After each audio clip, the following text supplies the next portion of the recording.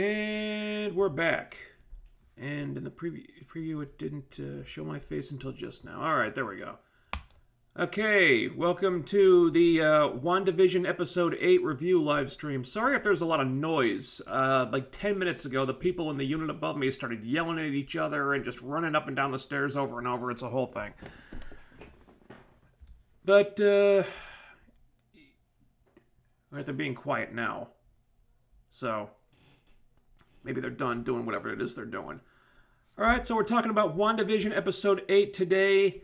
A couple little news items for you. We have the Superman and Lois premiere review up on the channel now. It went up about 9 a.m. this morning.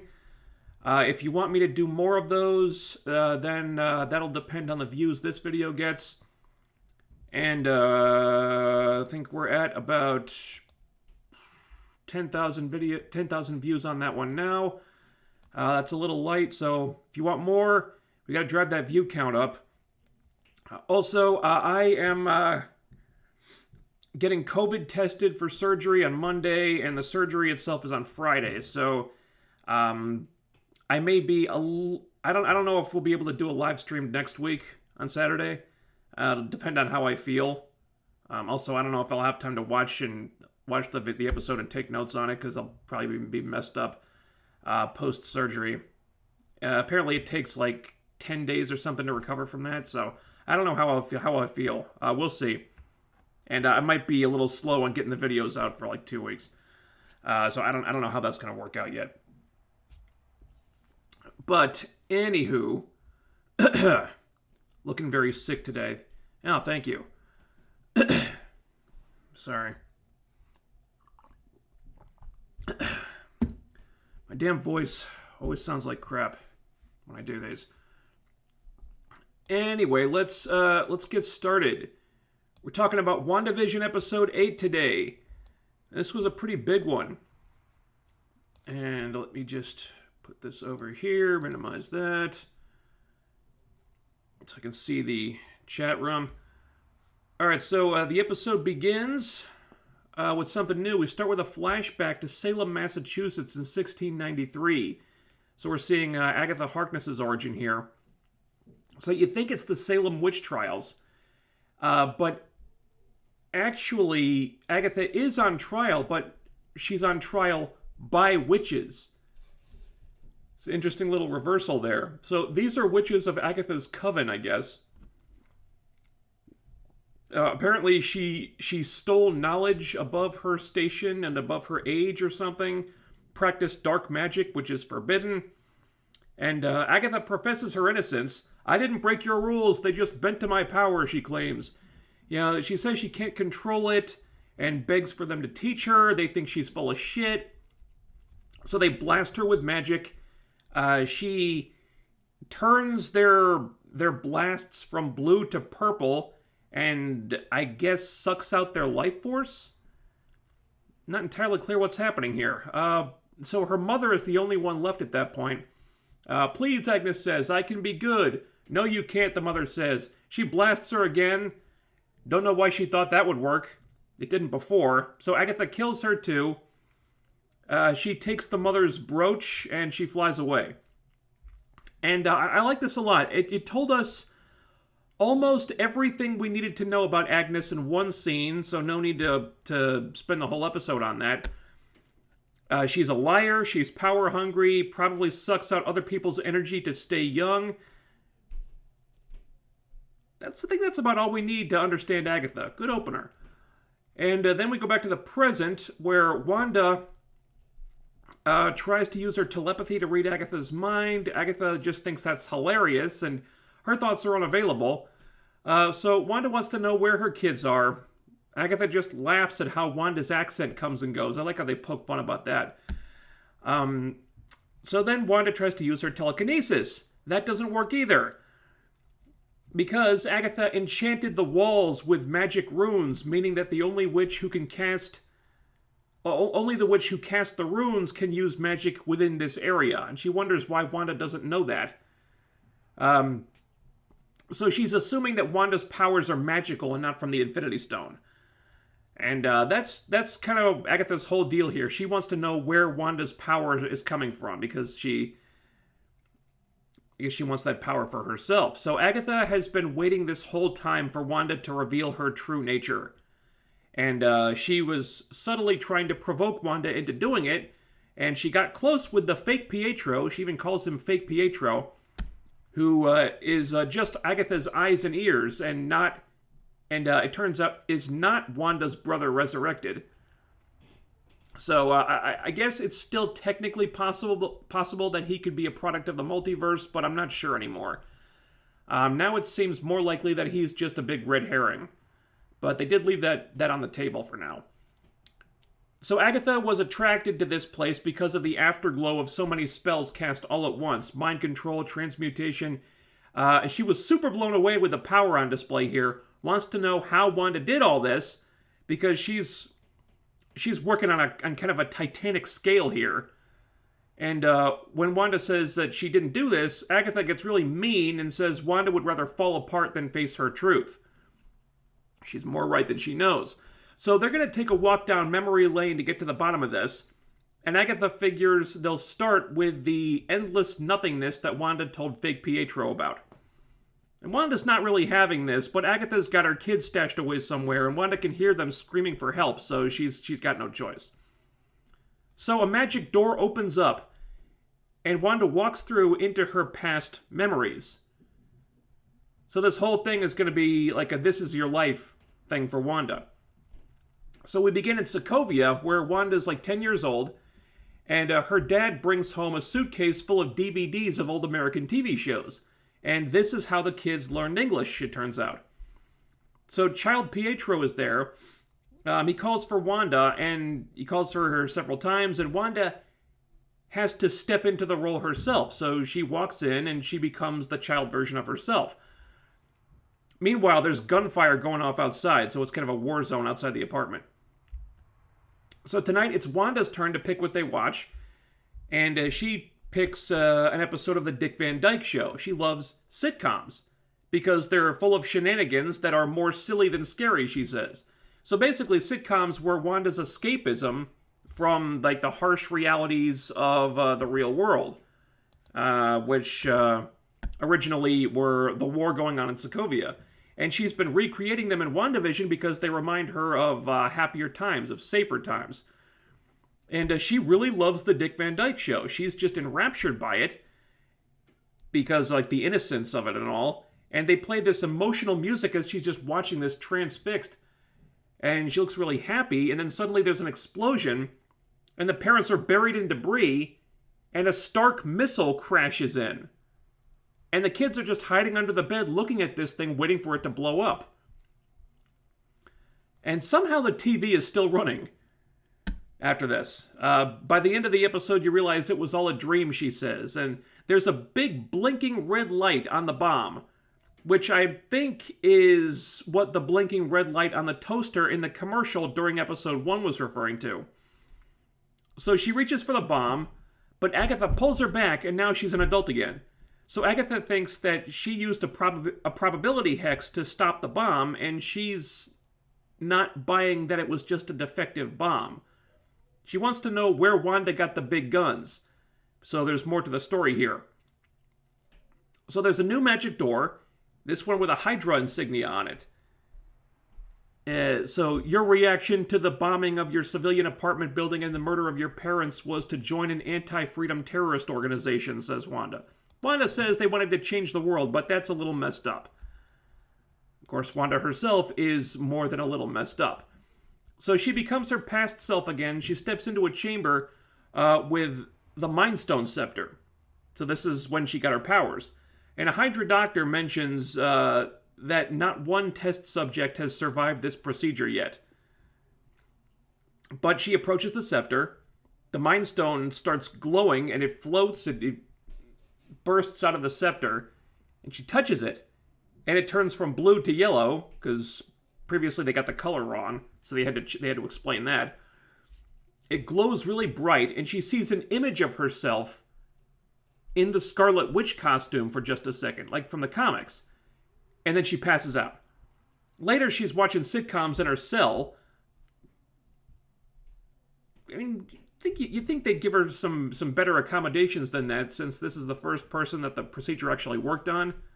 Guess not.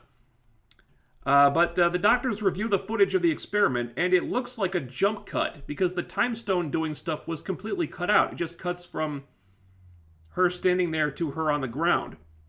There's no footage of it. And Wanda's show cuts out, and then her and Agatha are back. And Agatha says the Infinity Stone just amplified what otherwise would have died on the vine. And she has a theory about that, but she needs more info. So the Infinity Stone didn't give Wanda powers, it just juiced up what was already there. Okay, I can sort of buy that, but what happened with Pietro then? It doesn't really explain him. Because he wasn't magical. So did the stone give him powers, or did Wanda do that too? We don't know. So they go through a new door, and now Wanda's watching sitcoms at the Avengers compound. The first home Vision and I ever shared. Pietro was dead, I was in a new country all alone. So she calls Vision, who I guess was just in the other room waiting for permission to come in.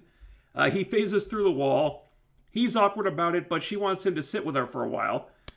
So she's watching Malcolm in the Middle. There's a scene where Hal is fixing the roof and then it falls on top of him. Vision doesn't get the humor. Is it fun because of the grievous injury?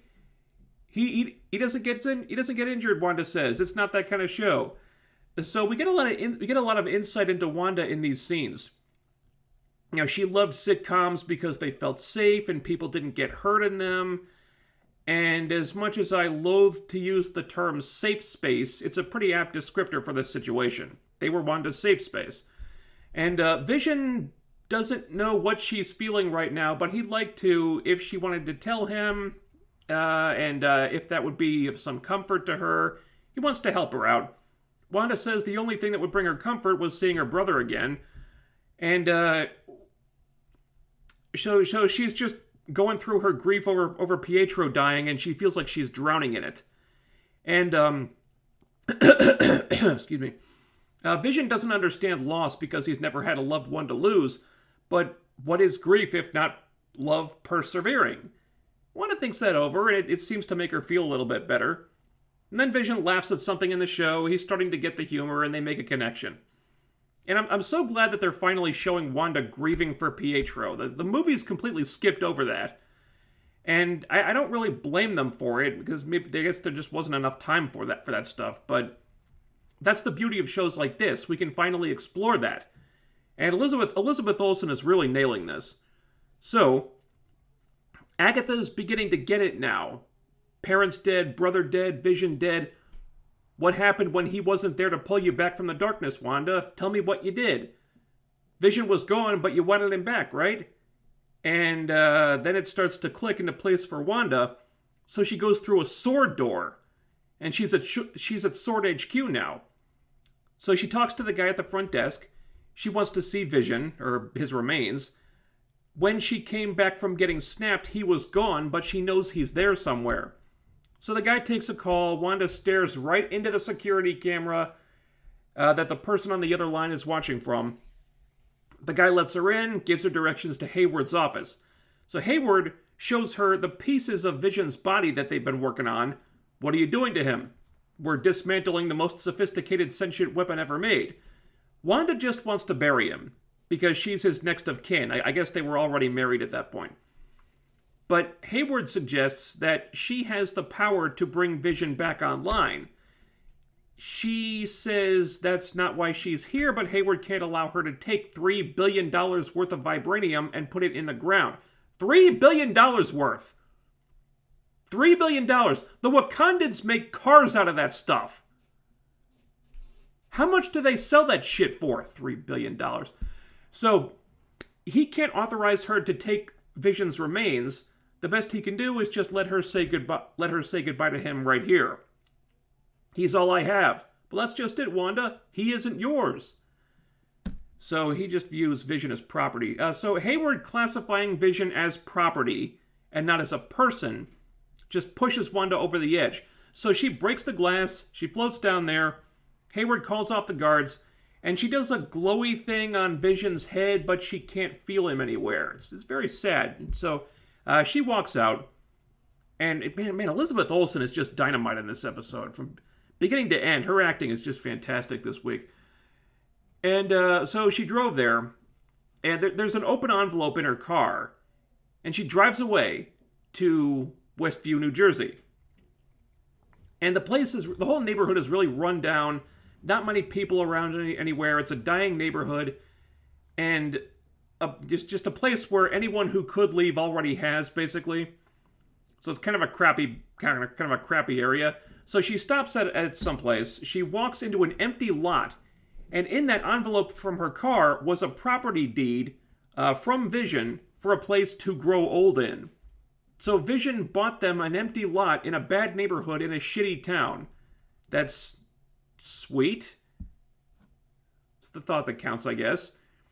And that is the final straw. Wanda just goes nuts, flares up her powers, creates the entire WandaVision scenario, builds their house from nothing, creates WandaVision from nothing, creates Vision from nothing, rather. Incidentally, the energy that creates Vision isn't red like Wanda's powers usually are. It's yellow like the Mind Stone. That might be significant. So she steps into the sitcom and becomes her sitcom self from WandaVision episode 1. So I don't know that she willingly hexed herself. That's unclear. But she was a willing participant and was pretending to be a part of all this because she was so desperate to not have to deal with real life anymore. I think a lot of people can relate to that. The thing is, though, how does Vision have sentience and the ability to defy Wanda if she created him from nothing? If she created him, wouldn't he be under her control? I don't know how that works. Also, this is not what Hayward said happened. If Wanda created this version of Vision from nothing, then Sword still have the real Vision's remains. Why Hayward would need to lie about that, I'm not sure. Wanda was storing up enough shit that he could have just told the truth. He could have just told everyone the truth, and they'd still be in the same situation. Anyway, Vision says, "Hey, why don't we stay in tonight, Wanda?" So they sit down, they turn on the TV, and then it's like they're on a sitcom stage looking out at the lights and the cameras. And Agnes is sitting in the stands there.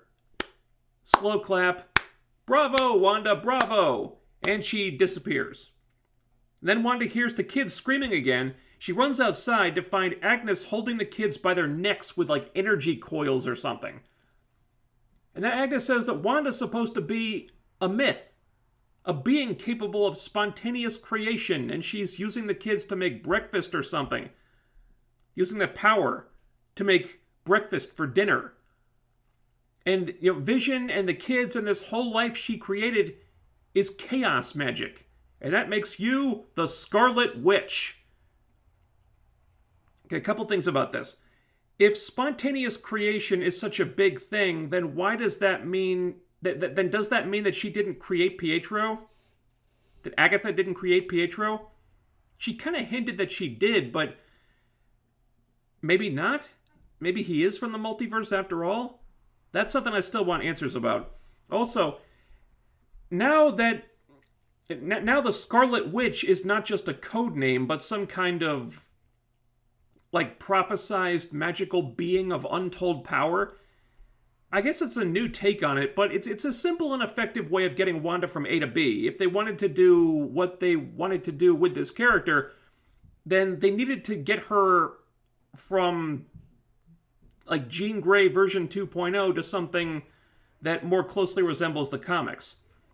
And maybe they're stretching a little bit here, but Wanda's become pretty confusing in the comics too, quite frankly. Nobody seems to be able to explain exactly what her powers are anymore. She just does whatever the plot needs her to. So I guess I can't really fault them for going down this route when the source material is what it is.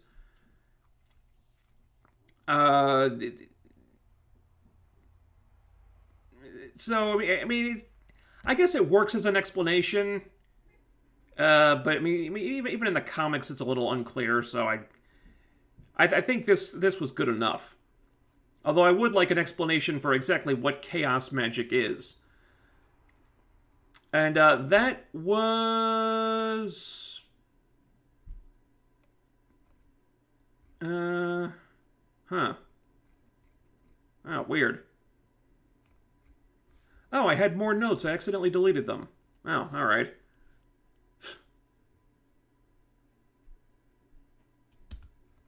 Nuts.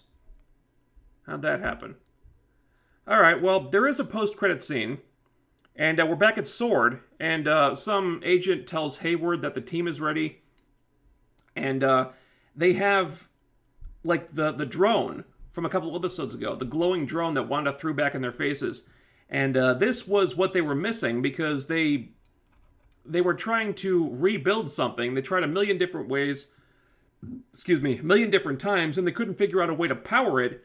But the drone was the power source they were missing because it still had some of Wanda's hex magic, surrounding it. So they tapped into that somehow, and that was what did it for them because they have Vision's remains here. They managed to rebuild him finally. But he's all like white, so all the color is drained out, and he reactivates, and I guess Vision is now going to be just a weapon for Sword under their control. So Vision has become the exact thing that he didn't want to become, and that's where it ends. And this was a difficult one to analyze because I really liked the episode. It was a terrific acting showcase for Elizabeth Olsen. I'm glad the sitcom stuff is done, and as a result of that, the pacing was much improved. This was the best paced episode of the season. So there was a lot of story progression here, which had been my biggest gripe so far, that the story was stuck in first gear for too long. And this actually reminded me of that episode of The Haunting of Bly Manor, except in this case it was done right. Because with Bly Manor, they just dropped a whole backstory on you from out of nowhere when almost none of it had actually been teased or set up. So here they spent the whole season setting everything up so the backstory felt like a payoff rather than a random plot dump. If there's a problem with any of it though, it's that most of the answers it gave us weren't really that surprising. Because I think it's pretty much what fans had been guessing and theorizing about for most of the season, and even before that. That the WandaVision scenario was a form of escapism because Wanda couldn't handle the grief she was feeling anymore. The big new developments here were Wanda creating Vision from nothing and the Scarlet Witch stuff. How Wanda always had magic without realizing it, and the Infinity Stone just amplified it. I like that. I think it works as an organic way to kind of soft reboot the Wanda character so they can do a lot of new things with her. But otherwise, the episode was really just confirming stuff that fans had already been thinking about. I think most of us kind of saw this stuff coming, or could have guessed that that's the direction they were heading in. And maybe that's a fault of the writing. Maybe the pacing was too slow. Maybe they took one episode too many to get to the point. So I really liked what they did here. I like the end result, but because they took a little too long getting there, the impact was lessened. It was still effective, but it could have been more effective if it had happened a little sooner, I think. And that was WandaVision episode 8. Okay. Looking very sick, thank you.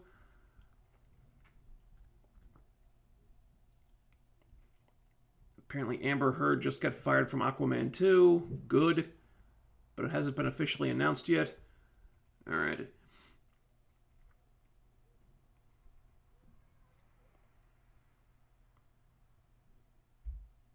It's the last episode. You can take your time. There's no real need for speculation that has a time limit. Well, we can see. We'll see. Your health is always more important. You can do it later if you want. Yeah, well, we'll see. I don't know how I'm gonna feel. I've never had surgery like this before. I've had like a number of dental surgeries. I've never had sinus surgery before, so I don't know how I'll feel afterward.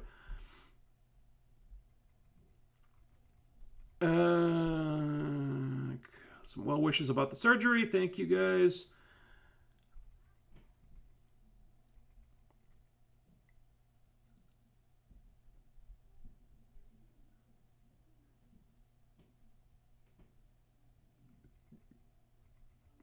I hate the way that they explained the hex was because of Wanda. Did you think it wouldn't be because of Wanda? I mean, I thought it was pretty obvious that the whole thing was because of Wanda.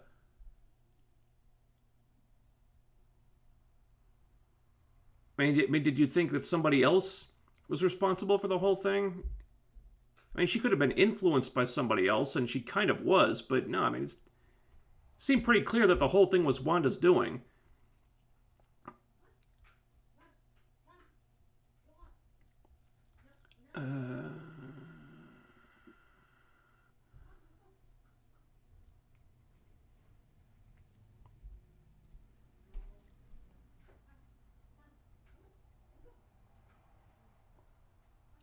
My guess is Scarlet Witch is to the MCU what the Phoenix Force is to the X-Men. Until they start doing X-Men movies, at which time they may introduce the Phoenix Force. We don't know that yet. I imagine they'll want to. And we have our first Super Chat. Thank you, Finbar Hooley, for the $5. I love your reviews. Hope you get to feeling better. Your Batwoman reviews are my favorite. Keep up the great work. Oh, thank you.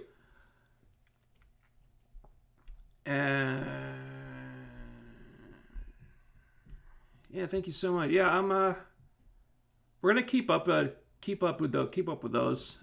Weirdly enough, the last Batwoman review doesn't seem to be doing so well. Not as well as others. It's about 10,000 views less than it should be at right now. Hope that's just a fluke. It's kind of tough with the Batwoman reviews though, because like no one's watching the show anymore, so the buzz for reviews of the show is kind of tapering off. So right now I'm looking for the next series of reviews that are going to catch fire like those did. So hopefully the Superman and Lois thing turns out well. I mean, if there's a market for reviews about that show, that'd be helpful. I don't know how viable the Batwoman reviews are going to be for much longer. Let's see.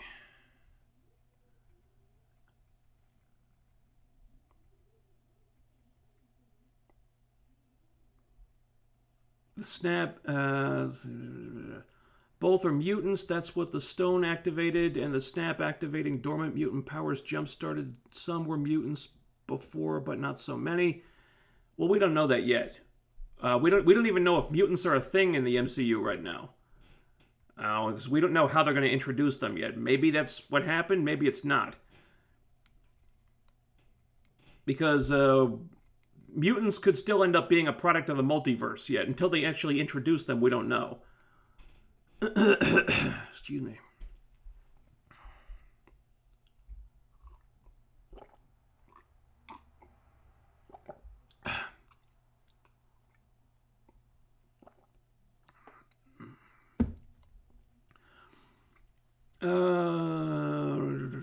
What do you think is the biggest problem with the DCEU? Not sure what the biggest problem is. All right, yeah, okay. The biggest problem is that there's nobody steering the ship with any kind of vision. The biggest problem is they don't have a Kevin Feige figure to control everything, like map everything out and steer it in the right direction. Because they've had several different people in charge, and none of them seem to know what they're doing. And they gave Zack Snyder a lot of power early on, but he didn't really understand the characters, and that's why you get Superman and Batman casually murdering people and is setting things up that don't seem to have a lot of forethought put into them. Like, apparently Joker killing Dick Grayson in the past at some point. Because that, Snyder said, is what that scene in Batman v Superman was referring to. The Robin suit with ha ha ha ha ha written on it. That wasn't That wasn't Jason Todd. That was Dick Grayson. So now you can't make any Nightwing movies or do anything with that character. It just seems like Snyder really didn't think about that. It's also it's stupid. Why would you make a Dick Grayson when it's Jason Todd in the comics? It's like they don't really care. They don't care about being faithful to the source material. They just want to do what they want to do. And that's why you get other shit like doing a Suicide Squad movie when none of those characters were introduced prior to that movie. Imagine how much better that movie would have been if you'd seen characters like Harley Quinn in a movie prior to that, or Deadshot in a movie prior to that, or all of them, really. What if they'd been like characters or villains or something in other movies, and they've been introduced that way? That way you're invested in these characters, and then when you see them in your own movie, you care a lot more about them. But no, I mean, that was the first time we saw them in that movie, and I actually kind of liked Suicide Squad more than I disliked it, but I'm not blind. I mean, the movie had a lot of problems. And it didn't do a good job setting things up. They obviously didn't have a plan. And then when you go into Harley Quinn and the Birds of Prey, and that whole mess, suddenly the cliffhanger at the end of Suicide Squad is just thrown out. Oh, it ends with Joker rescuing Harley. Okay, now we're going to finally see them as a couple. No, turns out they broke up off screen, so this movie could go in a different direction. It's like nobody has a plan. Or if they do have a plan, they never stick to it. So they're just going off in a million different directions. They got no idea what they're doing. They're not trying to map anything out. And so the whole DCEU just becomes a big, convoluted, confusing mess. With a million different tones and a million different ideas, and nobody can get on the same page. I hope that answers your question.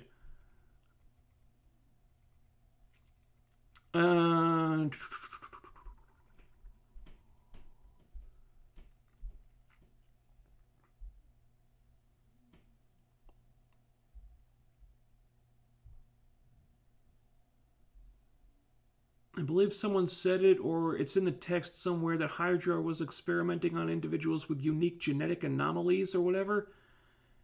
They called it before they had the rights to mutations. Did they say that? Was that in Age of Ultron? I'd have to go back and check.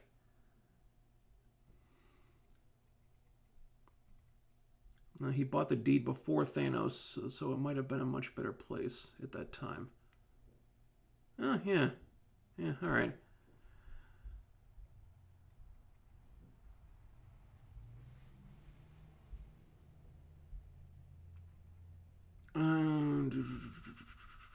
There was a post-credit scene. Was there?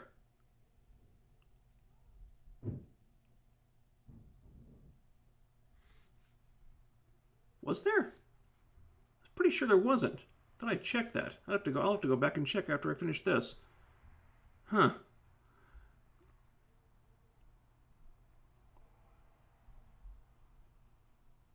She said she was just controlling him, not that she created him. She got him from somewhere else, either the multiverse or some random dude. Huh.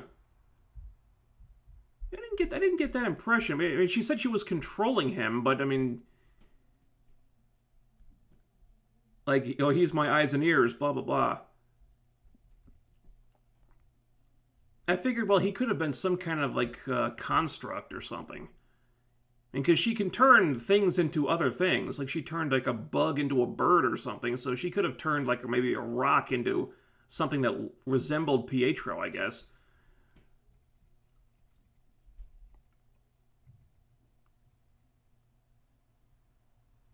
People keep saying there's a post-credit scene. Is that referring to the White Vision thing? Hold on.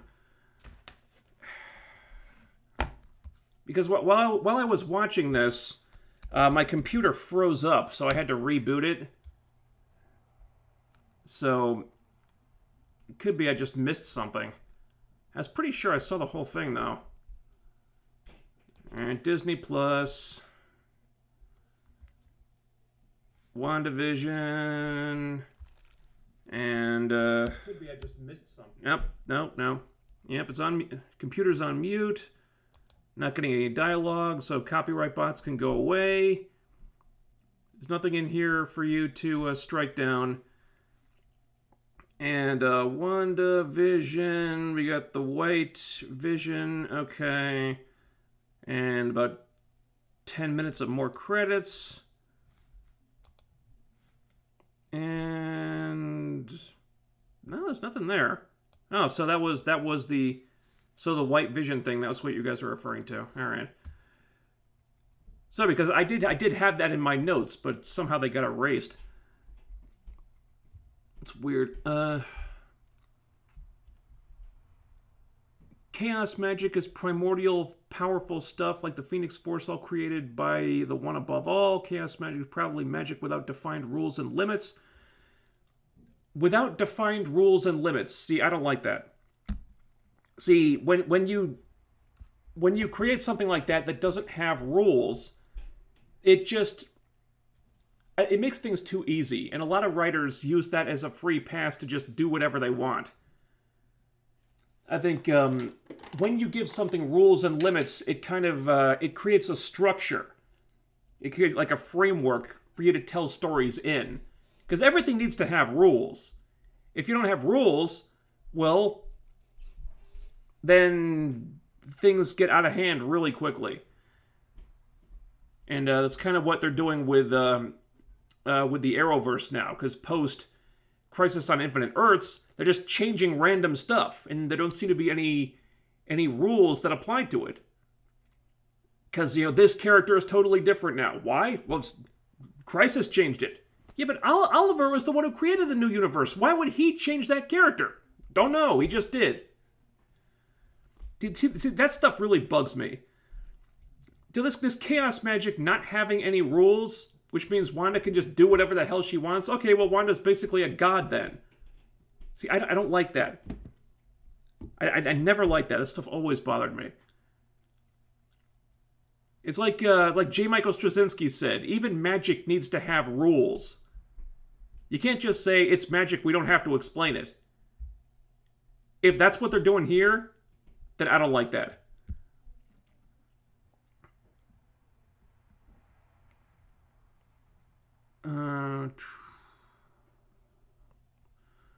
Okay, we got another super chat from NM.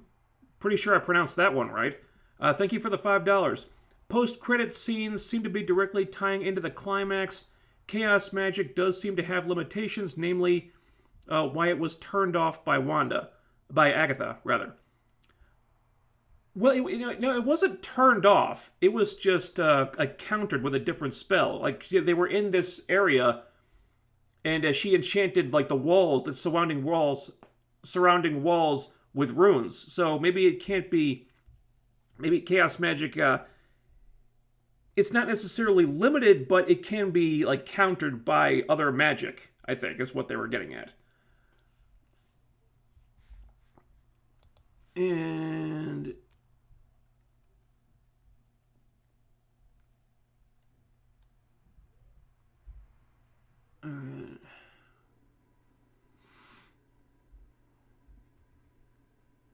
Elizabeth Olsen deserves an Oscar. Well, I think technically this would be Emmy territory, but yeah, totally. I don't expect she'll get a lot of attention from the Emmys just because it's a superhero show and those are kind of frowned upon. But I mean, she's doing Emmy caliber work here. Catherine Hahn is too, really.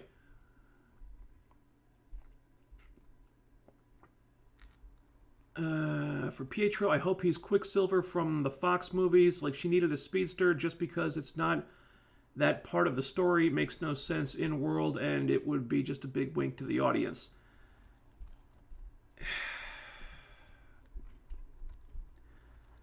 I don't know. I'd almost prefer if it was some alternate version of Pietro. I don't think we need to bring in the characters from the Fox movies, just because the Fox movies just went off the rails so much. If it's just a Pietro and not that Pietro, I'm cool with that. Plus, we don't really know what Pietro is yet. We're still waiting for a concrete explanation about him. All we know for sure is that he's not Wanda's Pietro. He's a different Pietro. Now, whether Agatha created him with transmutation or pulled him from a different universe, that we're still unclear about.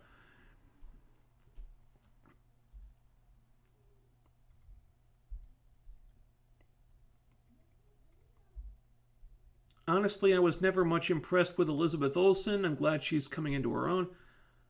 Well, I mean, I don't know that she ever really had, the part to really show off what she's got. I saw her in like one or two other things, I think. I mean, she was in Godzilla, where it wasn't really her movie. Um, beyond that, I'm not sure what else she's done. So, could be she just didn't really have the part to really, show off her chops.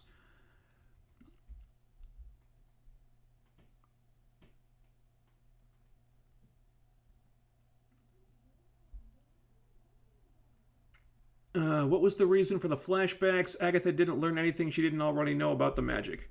Well, no, I think she did. Because she wasn't she didn't know where the power came from, and she wasn't up to speed on Wanda's whole backstory.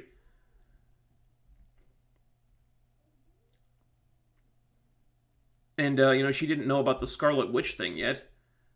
Apparently, she was aware of like the legend or whatever it is, but she didn't know that was what Wanda was.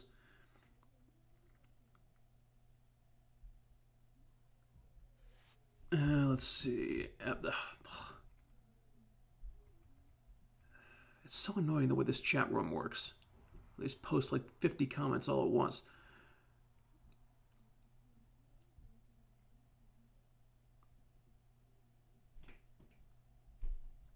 So is Wanda still an Avenger? Couldn't she use the resources of the Avengers to help her? Possibly. We don't even know if the Avengers are still a thing right now. I mean, several of their members are dead. They may have been like quietly disbanded. That hasn't been addressed in the movies yet.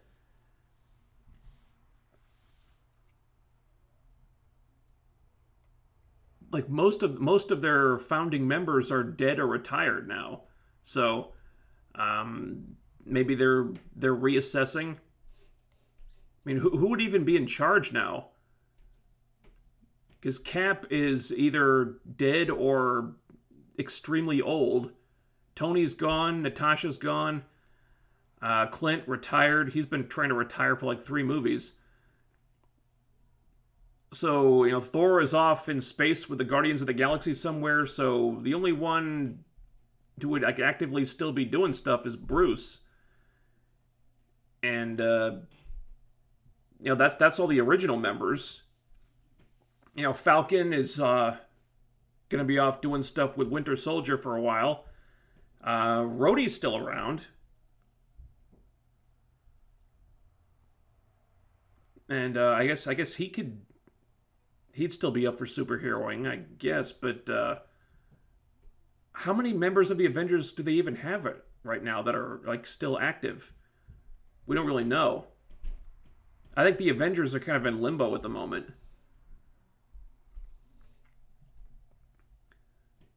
Pretty sure Pietro is Jimmy's missing witness. Yeah, potentially. I don't really think they need to tie that back to the missing witness, but if he is, then uh, that would mean that Agatha attached like a different personality and superpowers onto this guy, which maybe she could do. I don't know, but I don't know. I think I'm leaning more toward the multiverse thing, but still, they need to answer. They need to answer some questions about Pietro, definitely. What's the difference between Agatha and people like Doctor Strange? I don't know. And they're both like sorcerers, I guess. Is there a difference between a witch and a sorcerer? Is that like the difference between like a classically trained magical practitioner and like a hedge witch or somebody who learned it like in like back alleys and stuff? Not sure. I don't really know if there is a difference there. Wonder if Quicksilver's speed is also just like Wanda's magic, like she magicked him into a speedster. That's what I was thinking. Yeah, maybe if she like unintentionally gave him powers and it was never from the stone at all. Because we know Wanda can give people powers now. Because she did it for Monica. I kept calling her Geraldine in my head. Yeah, because she gave Monica powers, so we know that's within her ability to do that. So that's what I was thinking. Definitely.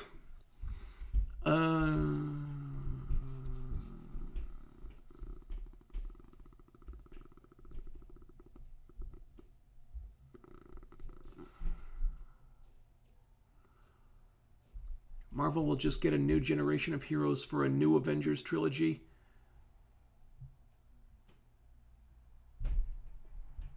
Yeah, I could see them doing that, yeah. They had a whole new roster, or mostly new roster. Put Doctor Strange in there, put Spider-Man in there. Maybe keep Wanda around if she gets her head straight. And maybe Vision comes back. I imagine they'd want to put Captain Marvel in there.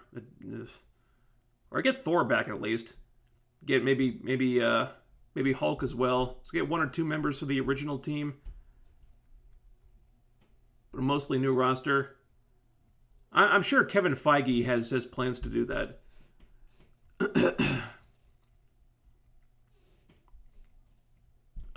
Did you ever review the 2018 Tomb Raider film? No. No, I think that was a little before I started the channel. Short version, I liked it. Didn't love it, but I think it certainly better than the Angelina Jolie movies.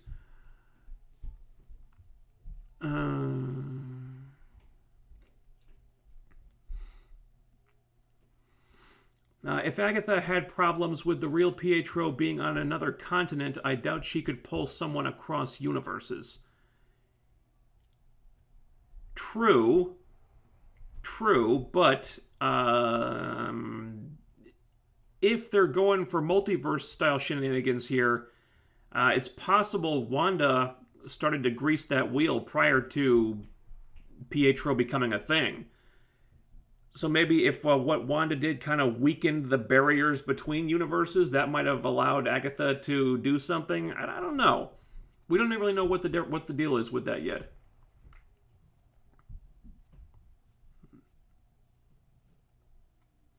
Doctor Strange borrows power from other godly magical beings from across the universe. Difference is usually dark magic versus more legal magic, etc. Okay.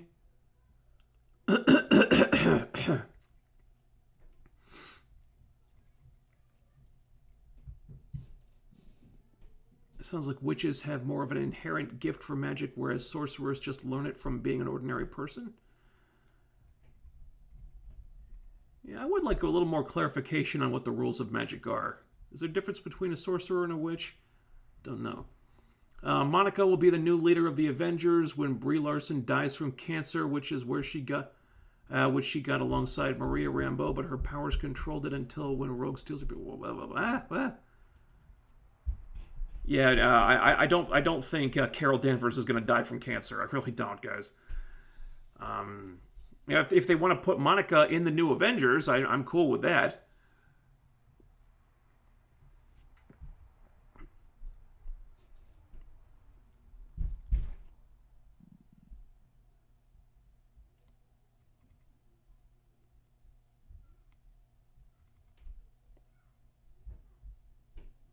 Okay, a whole lot of speculation about the magic and where that comes from and what Strange does versus what Agatha does.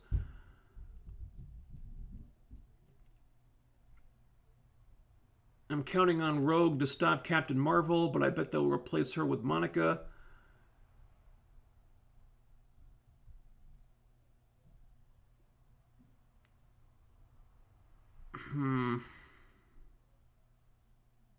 See, I don't know if they're replacing her.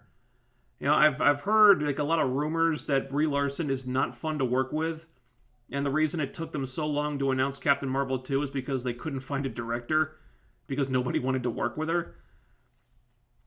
Still, Kevin Feige seems all in on the Captain Marvel stuff. I doubt they're replacing her. I think it's more likely that they'll just fill the Captain Marvel movies with a lot of guest appearances from other characters to kind of take the load off, and so they don't have to put the whole thing on Brie Larson, because not many people actually like her. So they'll say, hey, look, Thor's in there too, and Spider-Man's in there too, and you could come see the movie for them. Also, we've got Monica Rambeau. Come see the origin of Photon. It's not just about Captain Marvel.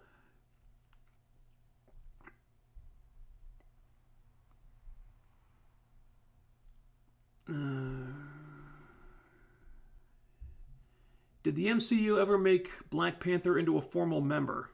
Of the Avengers? Not really. No, he wasn't around long enough. Unfortunately.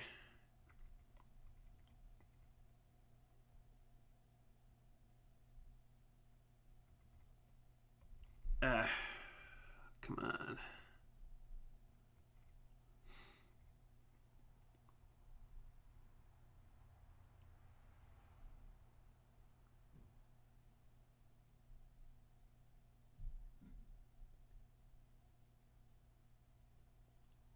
Where did Pietro's powers come from? Wanda seemingly was a witch beforehand, but how does a Mind Stone make a dude fast?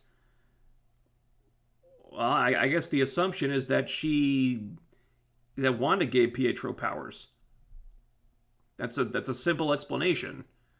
It's the only one I can come up with, because I was never sure why the Mind Stone gave either of them powers in the first place.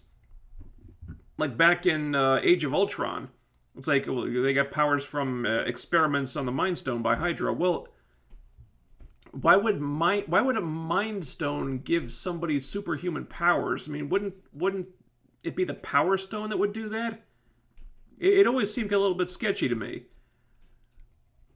But if we're saying that it was really Wanda the whole time, like the Mind Stone amplified her innate magical talents, and then she gave Pietro powers, and her own powers were just a manifestation of magic, and that kind of clarifies things.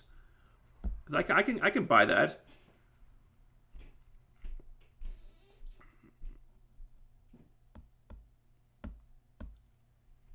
What's your overall thoughts on Monica? I like her. I would like to see a little more meat on her character. Like right now, I talked about this last week, I think. It's like right now she's like just heroic character number 3, and they haven't really dived into like who she is as a person yet. I mean, we get a little bit of her backstory and what motivates her, but not much beyond that yet. And that's fine. It's not her show. We're just introducing her here. We can get into that later. But she's likable. I like the actress. I like the character. I do want to see her get a few more flaws, and because she almost seems a little bit too prototypically heroic right now. So that just comes from her being like new and like not having a lot of focus just yet. I like her though.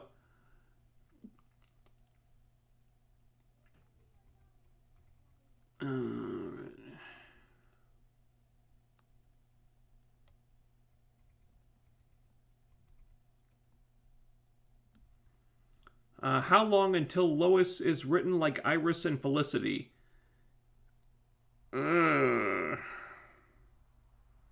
Good question, because I think a lot of people are expecting that, right? Oy. I don't know. I mean, to be fair, I mean, Lois does have a lot of history in the comics of being kind of a badass in her own right. I'm not incredibly confident about this actress being able to portray that, because she was not my favorite cast member on Grimm. I think her best work was when her character turned evil. Otherwise, she was kind of bland. I think she's okay for what she's done as Lois so far. I would hesitate before putting too much focus on her though. And I mean, we're only one episode in, but so far it looks like they haven't gone down the identity politics route that much, which is encouraging. But Arrow didn't do that at first either. And then Felicity became what she became. Don't even get me started on Iris. Jesus Christ. But, you know, for the first episode, I thought Lois was fine. And, you know, I think there seems to be a lot riding on Superman and Lois to perform well. Because Batwoman hasn't worked out ratings-wise. And Supergirl's coming to an end. So they kind of need this show to work. So, like I said in the review, I did get the sense that they were at least trying to take this one seriously. So, if the pressure's on, maybe they'll put more effort into making this a good show than they have with Batwoman. Or, yeah. Okay.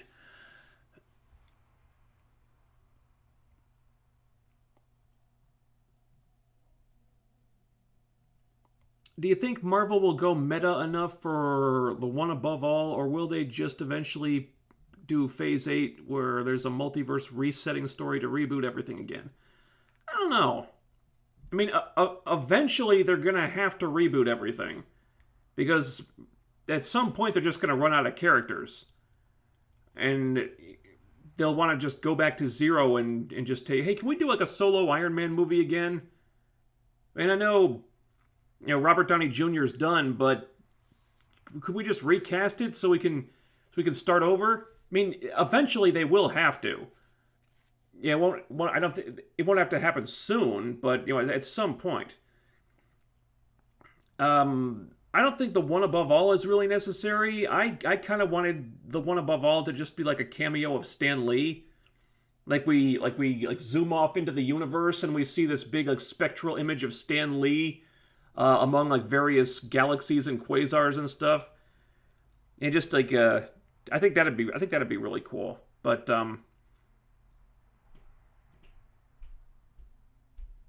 yeah, I mean I guess they will have to reboot things eventually. I don't think the one above all is going to be necessary for that though. I'd be curious about how they do that because Marvel tends to not reboot things so much as DC does. DC loves doing that. That's one of the reasons I can't get into DC Comics. I have no idea what's in continuity and what isn't anymore because they reboot things every couple of years. Marvel, for the most part, tries to stick with what they've got. And not always. I mean, they do reboot stuff occasionally, like Spider-Man, for example, with the One More Day stuff. But no, Marvel, for the most part, tries to stick with what they have. But, you know, rebooting the MCU will become a necessity sooner or later.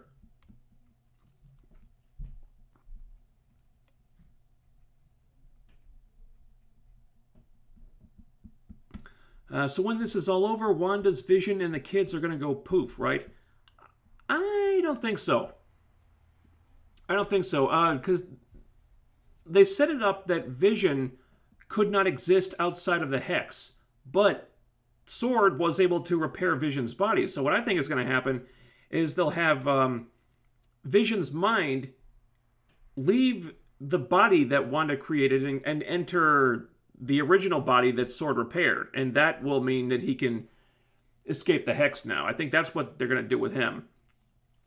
And also, the kids are characters in the comics. I mean, they're definitely setting up young Avengers. So those kids aren't going anywhere. Those kids are going to stick around. I think they'll be aged up to teenagers by the end of the show. But Tommy and Billy, I think, are not. They're not going anywhere. Because Wanda's not going to let her kids be destroyed when the Hex inevitably vanishes. She'll magic up a way for them to stay.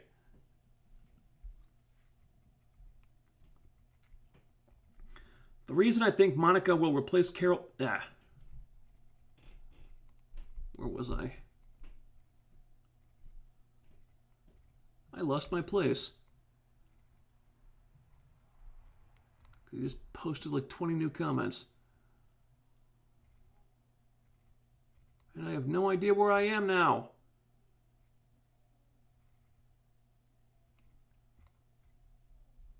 Here we go. The reason I think Monica will replace Carol Danvers, and don't forget the original Captain Marvel died from cancer in the comics, and Monica then became the new Captain Marvel, so it's possible. Yeah, I think it's more possible that they're going to do the cancer thing with Jane Foster. Because I don't think they're going to want Captain Marvel to die from cancer. I just don't. And she's empowered by the Infinity Stone. I don't see how she could even get sick at this point, because we know she doesn't age anymore. So I don't see something as mundane as cancer doing Carol in. I don't think Kevin Feige would allow that.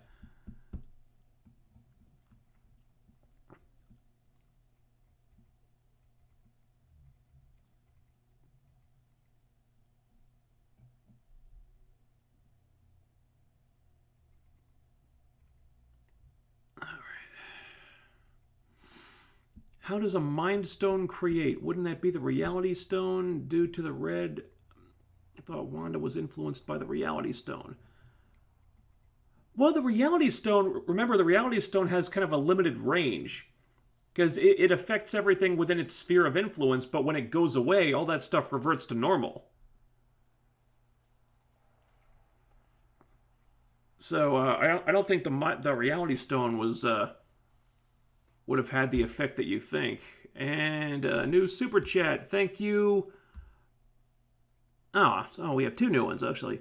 Musa's Descendant, thank you for the $4.99. To be honest, I think this episode was underwhelming to say the least. Maybe because my expectations were way higher than what was given. Enjoy the streams, by the way. Thank you. Yeah, I understand that because I don't think there were a lot of surprises in this one.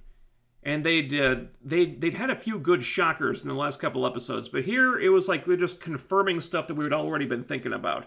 So I do understand where you're coming from there. Stig Games, I still don't know how to pronounce that, I'm sorry. Thank you for the $13.99. In my opinion, Endgame missed an opportunity to have Thanos reset the world where the whole world had no Infinity Stones. That'd be amazing and could double as what if the MCU had no Infinity Stones? Okay. See, what I thought they were going to do was when Tony reset the world, I thought they were going to have it be a situation where he didn't reset it all the way.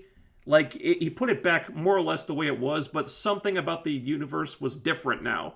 Like, maybe it was like 99.99999% the same again, but that one little bit was changed, and that's where mutants came in. That's how mutants became a thing. That's what I thought they were going to do. I guess they still could, but maybe not. But yeah, I guess there was kind of a missed opportunity there to really change stuff up.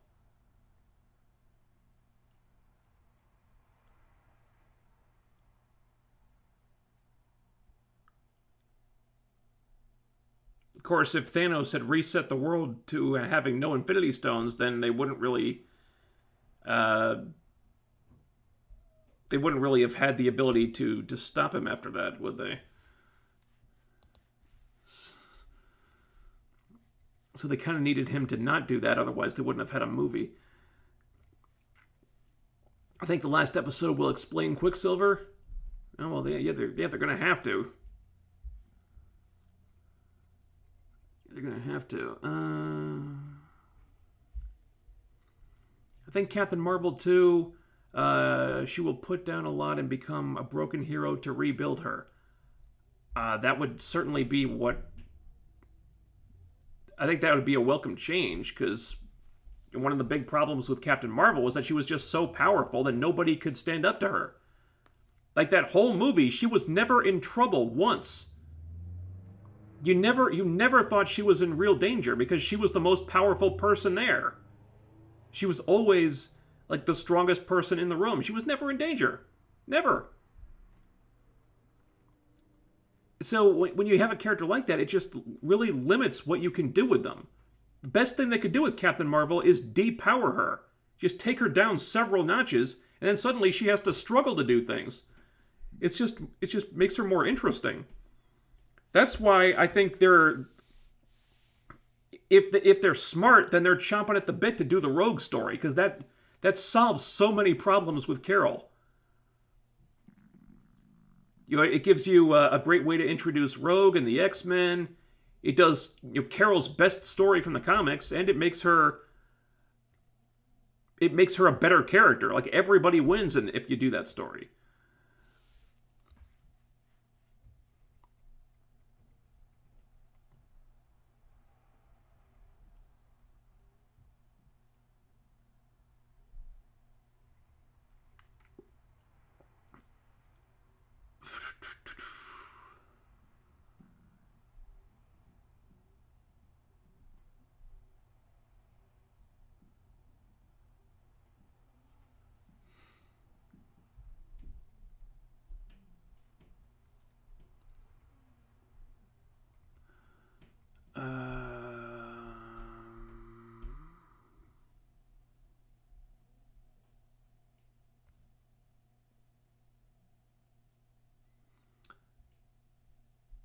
Agatha's also a mutant, but wasn't exposed to the Mind Stone or any of the Infinity Stones. She doesn't know about them. No, she does know about them. I mean, that was made clear in the episode. No, you're making that stuff up, dude. She's a witch. She clearly knew about the Mind Stone. She said as much.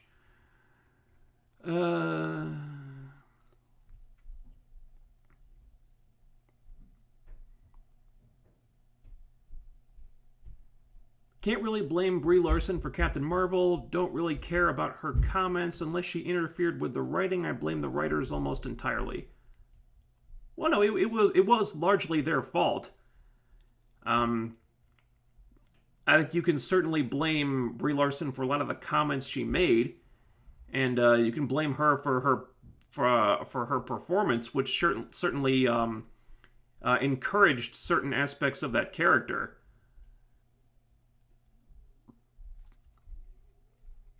But yeah, a lot of the blame does go to the writers, sure. But Brie certainly isn't blameless.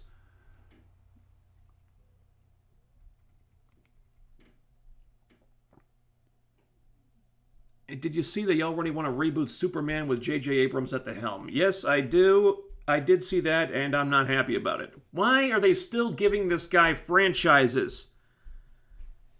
My God, he ruins... Look what he did to Star Trek. Look how he ruined Star Wars. Don't you think these franchises were in better positions before he came along? How does he keep getting franchises? And now they want to reboot this thing. Apparently, they want to be done with Henry Cavill, and they're having Ta-Nehisi Coates write it, who's this like far left nut job who hates white people, and they want to.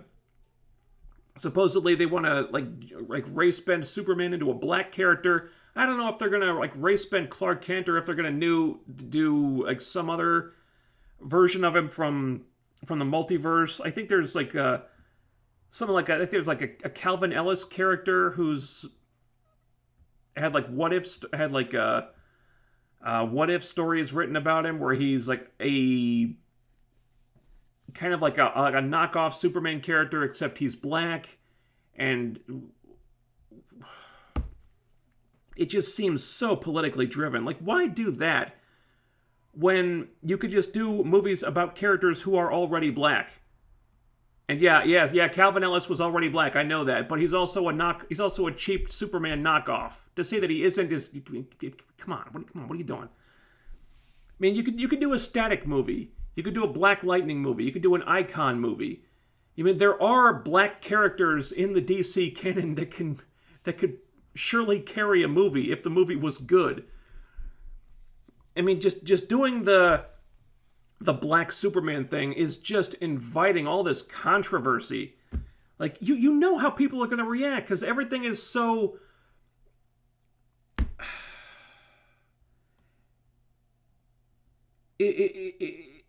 It's such a hotly debated thing right now, and everything is so is at such a political boiling point. You know there's going to be all this controversy, and half the audience are going to just be screaming about how much they hate the idea.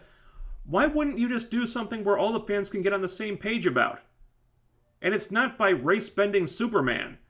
It just seems like such a dumb idea.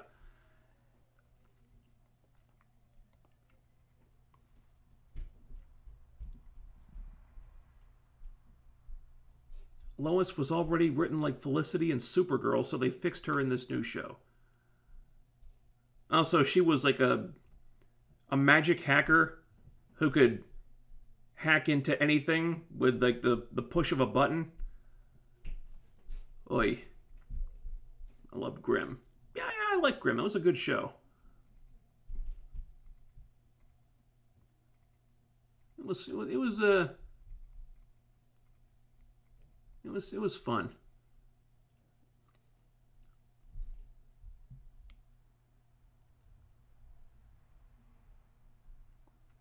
We are the Flash, LOL, cringe line. Also, why are you called Thorius Unlimited? Origin of my name, huh? Okay. Well, that was not my first choice when I started this channel. Originally I was going to be the Altered Ego, which I thought was a really clever name. I was in love with it, and then I realized that Altered Ego was the name was already being used by a lot of other things, and it wasn't as original a name as I thought, so I had to come up with something else. And the name Thorius is a name that I'd always liked. It's a name from Futurama. It's from the episode where Farnsworth creates a bunch of genetic mutants to fight the Harlem Globetrotters, and I always just really like the sound of it. And I used Thorius as my handle on a lot of other sites, and so I'd already been doing that. So I thought, hey, why not use this? All right. But just the name on its own just felt like too small. Wanted to add something else to it. But at that point, I'd already come up with the Starfield graphic. I'd already made that. And I wanted to use that. And so it was going to be Thorius Universe. But then that sounded to me like too much like, oh, wait, that's kind of like WWE Universe anymore. I don't like it now. Let's come up with something else. But by the time I decided not to go with that, I'd already made the TU graphic, like the T and the U and the big circle. I'd already made that. And I'm not really great with Photoshop or even good with Photoshop. I can do like one or two things with it, but I'm not a graphic artist. So I figured, okay, well, now I got to come up with something that'll still let me use this. So what's another word that starts with U? So that's how I finally arrived at unlimited. So that's kind of how that happened.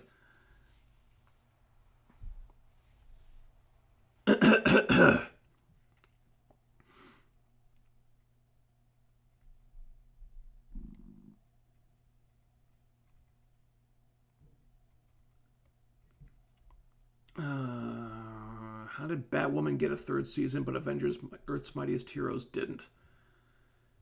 Well, I think the network is mainly keeping Batwoman going out of spite. Maybe they don't like the optics of getting rid of it because it's it's the first superhero show to star a lesbian, and if they cancel it, that would offend the wrong people on the wrong websites or whatever. Earth's Mightiest Heroes, I believe, was canceled because it wasn't a show produced by Marvel. It was produced by somebody else, and I guess Marvel wanted to do their own version of it, and then they made their own version of it, and it was terrible.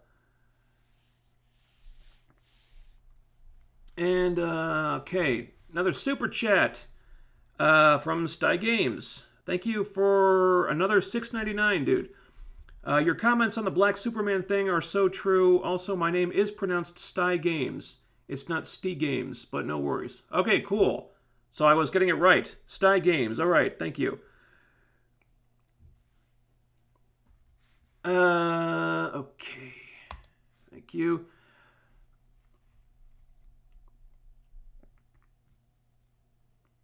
I don't get if Wanda made Vision from magic. Did she pull him from another universe, or what? If she is in such a grift, why didn't she pull her brother and her parents? Why only Vision?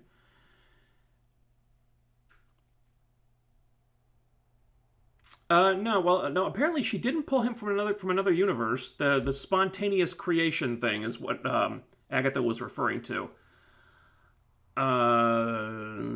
I guess she could have recreated her brother and her parents, but Vision was the one that she was missing at the time.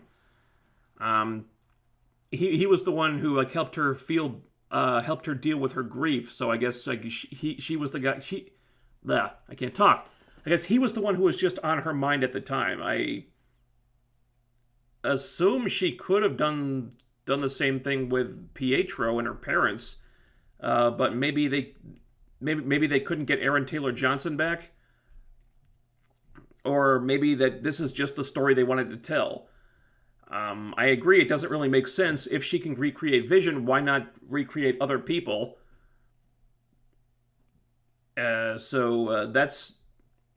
That does create kind of a plot hole. Maybe they'll make sense of it later, because I think they still have one more episode, right? So maybe that gets explained next week. We don't really know, but yeah, that does create a big question mark there. You're not wrong about that.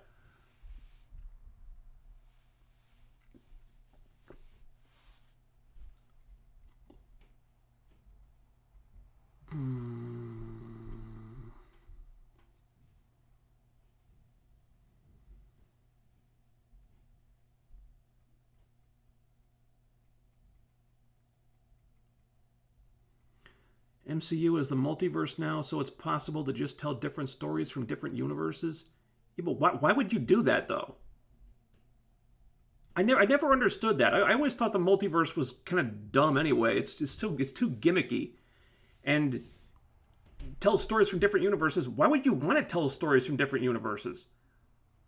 I mean, you've got the MCU continuity. That's what matters, and then you're gonna go, oh, let's go to alternate universe 653012 and tell stories about people over there. Why? Why do you care about another universe? It's not the one that matters. I don't know. It never made sense to me.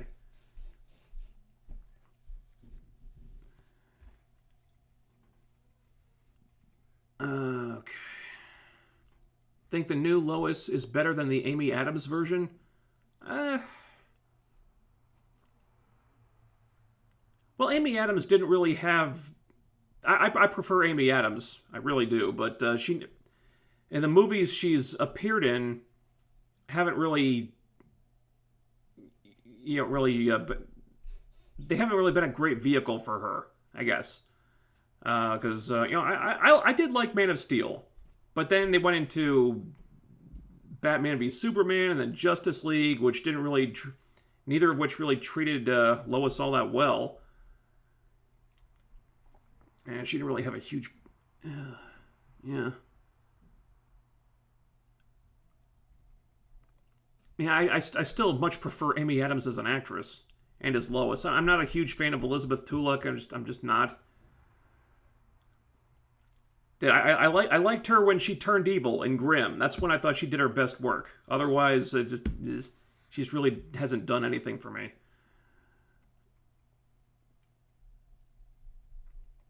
They have enough material with the X-Men and Fantastic Four that the next 15 to 20 years they don't need a reboot. Oh, absolutely. They could do several phases of movies just in X-Men story, just doing X-Men stories. Because there's so much there. There's so many characters and so many different titles. They could do like spin-off after spin-off. They could do X-Factor, New Mutants, X-Force. And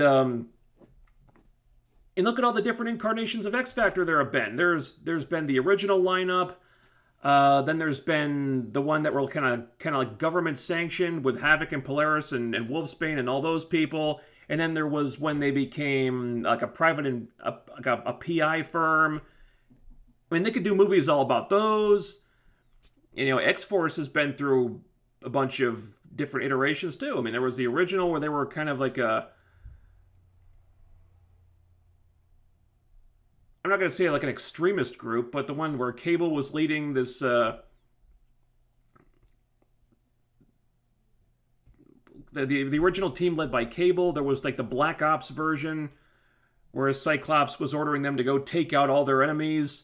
There's so many different iterations of each team. Really, they could do so many movies. There's so many great stories about that. They could do like phase after phase after phase of just X-Men stories. Fantastic Four too. I mean, maybe not as many as the X-Men, but still, there's a lot of stuff they could do with those guys. I mean, there's no need to reboot the universe anytime soon.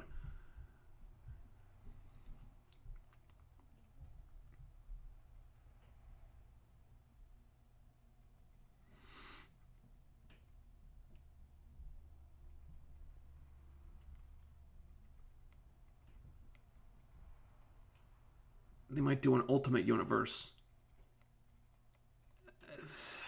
I really don't think there's any need to I don't think there's any need to do the Ultimate Universe, because the Ultimate Universe was created because they thought the original universe had become so continuity heavy that it wasn't really a good place for to have a jumping on point for new readers. But it's really easy to get caught up with the MCU. It's not like there's decades of continuity to follow. You can just go to Disney Plus and watch the movies. Plus, there's no need to do like a newer, younger version of Spider-Man. The current Spider-Man is still in high school.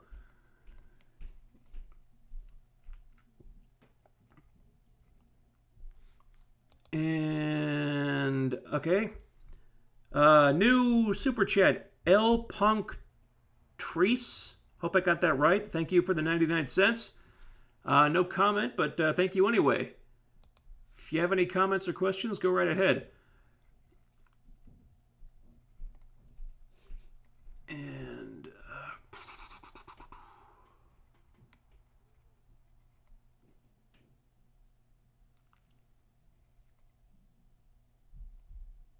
thoughts on MCU Blade not being rated R potentially? Yeah, I think that's dumb. If they're open to the idea of Deadpool 3 being rated R, there's no reason not to make Blade rated R. How can you do a Blade movie and not have it rated R? By his nature, he is a dark, violent character. You can't just have him sanitized and do like an Ant-Man and the Wasp style movie where he's throwing out one-liners and they're having tons of jokes and lighthearted comedy and stuff. It doesn't work for Blade. Blade would have been a perfect addition to the Netflix shows if they were still doing those, honestly. If they're not going to do like a rated R Blade movie, like why even do it, you know?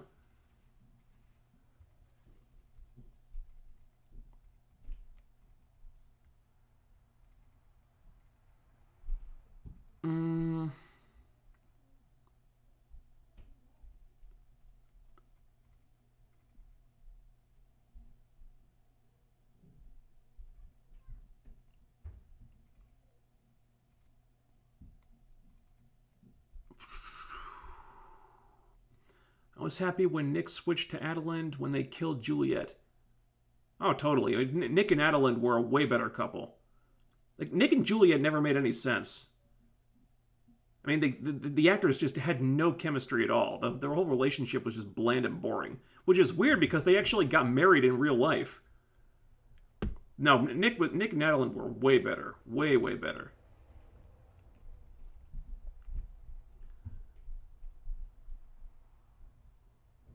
Okay.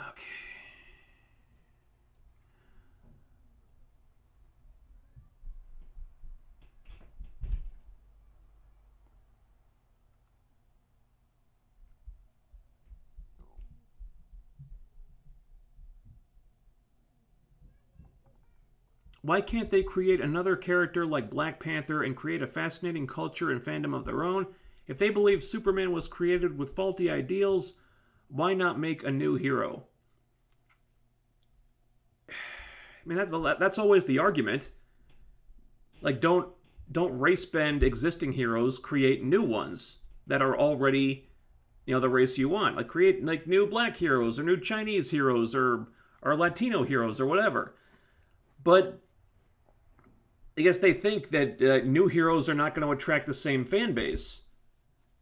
So the only way to get their message across is to take characters with existing fan bases and just race bend those. I think there's more of a market for that, which is dumb. Marvel has turned like B and C list characters into huge blockbuster movie franchises. So, I mean, to say that you can't make money with newer characters is just stupid. I think all you need to do is just make a good movie. It's just I never understood that logic. I really didn't. Yeah, Tharias Uncensored. That wouldn't really work because I always bleep out the cuss. I always bleep out the F-bombs. Kind of funny though. Thrice Unleashed. That would have been a good one.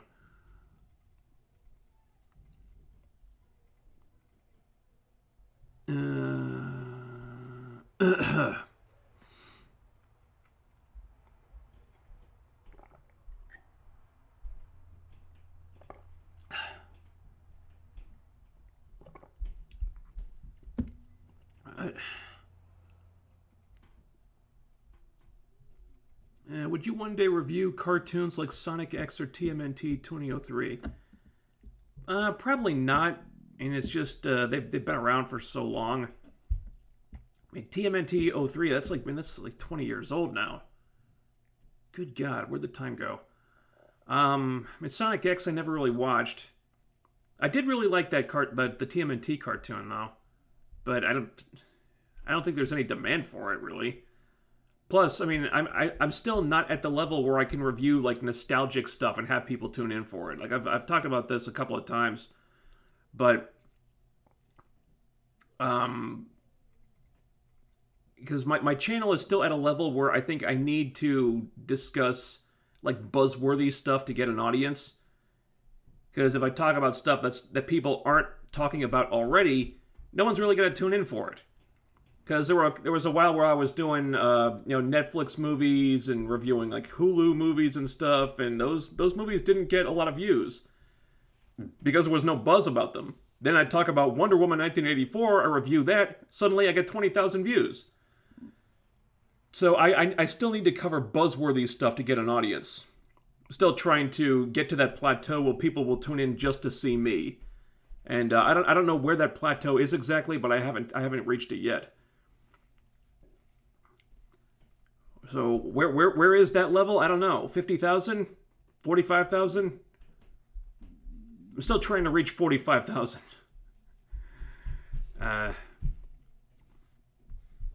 So it could still be a little while before I reach that. And I think right now I'm currently averaging about... Where are my analytics? Right now I'm averaging... No, that's the wrong site. Oh well. Like 600 or 700 new subs a month. Something like that. Which is several hundred less than I'd like it to be. I'd like to get up to 1,000 new subs a month, at least. But, still not quite at the level I was last year before the pandemic hit. I'm still trying to get back to where I was. Ad revenue is... kind of is increasing. I think at my peak of ad revenue last year, I was covering my rent and some of my bills, not all of them, but some of them. I'd really love to get back to that level. That's what I'm working on right now. We're coming along. Currently, ad revenue is almost like the ad revenue for the last 28 days, according to analytics, is almost enough to cover my rent. So we're getting there. Still not where I want to be or where I need to be, but things are improving. It would really help if I could find that next series of videos that catch fire, because the last one that really caught fire unexpectedly, I think, was the Cursed review. because that got something like 50,000 views. I mean, where the hell did this come from? I don't know. What did I do in this one that I didn't do in other videos? Don't know. So I don't know if there's any like formula to it. I just gotta find something that strikes a chord with people. And okay, David04. A4? I'm not sure. Thank you for the super chat. I think that's some type of European currency. $4.99. Whatever currency that is, thank you very much. Excuse me.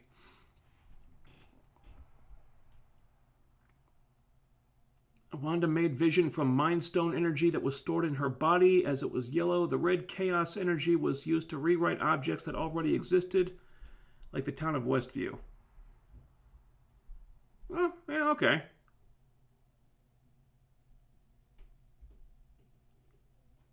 If he was made from Mind Stone energy, that actually plugs a different plot hole. Like, how can Vision exist without the Mind Stone? Well, the Mind Stone energy came from Wanda. All right, yeah, that makes sense.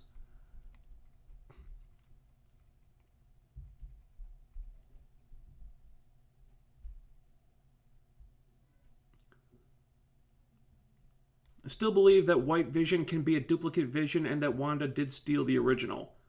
Well, no, she didn't steal the original. We saw her walking out of S.W.O.R.D. without Vision's body parts. She left them in there. That was... You know, they showed that. You know, she just left and took off.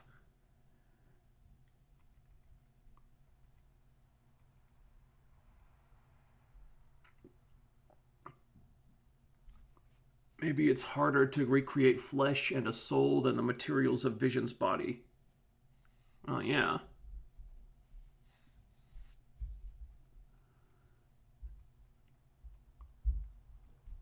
Okay.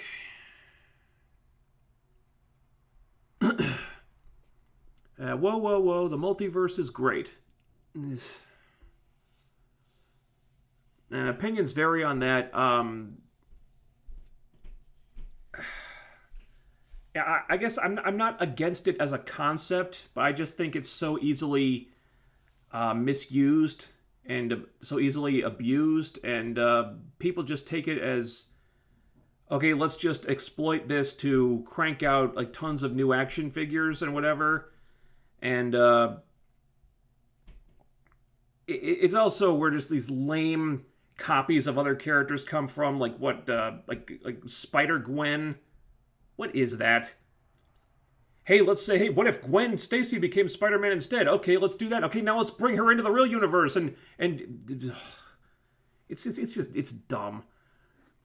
It's just an excuse to not be original. We can just pull like all these derivative copies of other characters and they'll put them in the real 616 universe. Why not? Because we want to make action figures of them. It just bugs me. If you like it, that's cool. It always bugged me.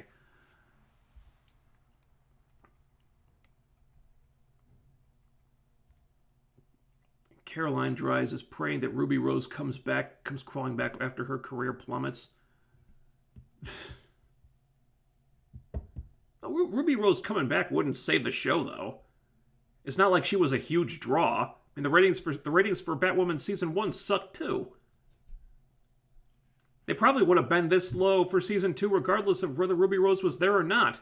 They were heading in that direction anyway.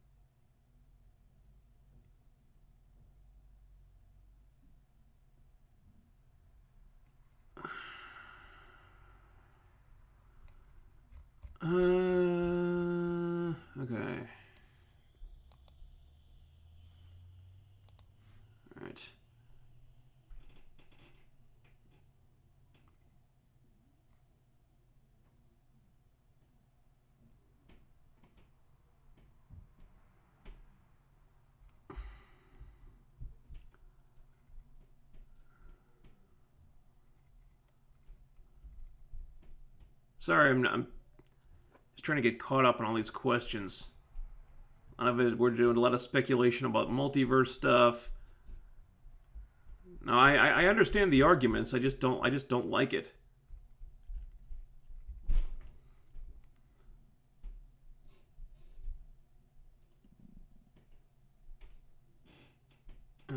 What would Batwoman have to do to get you to tap out from watching?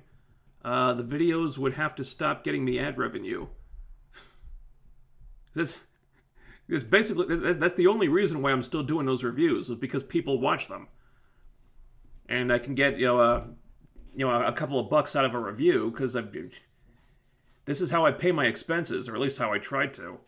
And they've been my primary source of ad revenue since last year. It's a reliable video that I can make once a week, and make a few bucks. And I know people will tune in.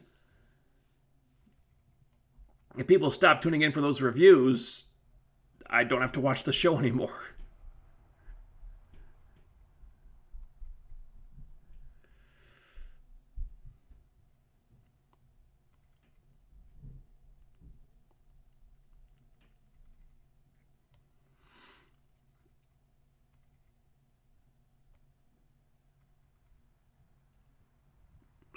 Darius should be way more popular than he is. Well, thanks for saying that. I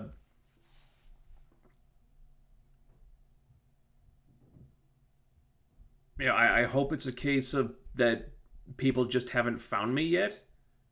Because, I mean, the channel is still relatively small. 35,000 subs and change. I mean, I'm still pretty small there. 37.5. Thank you.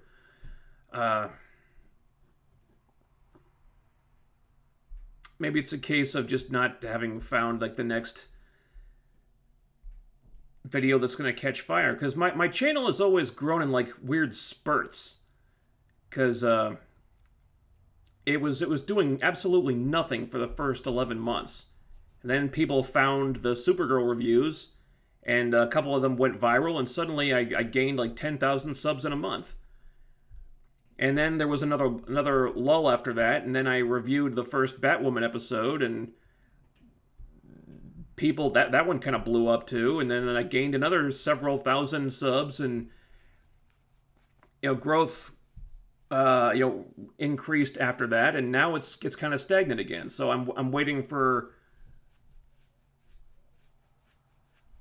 the next one that's gonna bring in that next big spurt. And I'm not sure what it is yet. Maybe it'll be Superman and Lois. Maybe it won't. I don't know. Maybe it'll be Godzilla versus Kong. Maybe it'll be the Snyder Cut. Because I may have to watch the Snyder Cut just to review it. Nothing's changed about that for me. I still don't really care about it.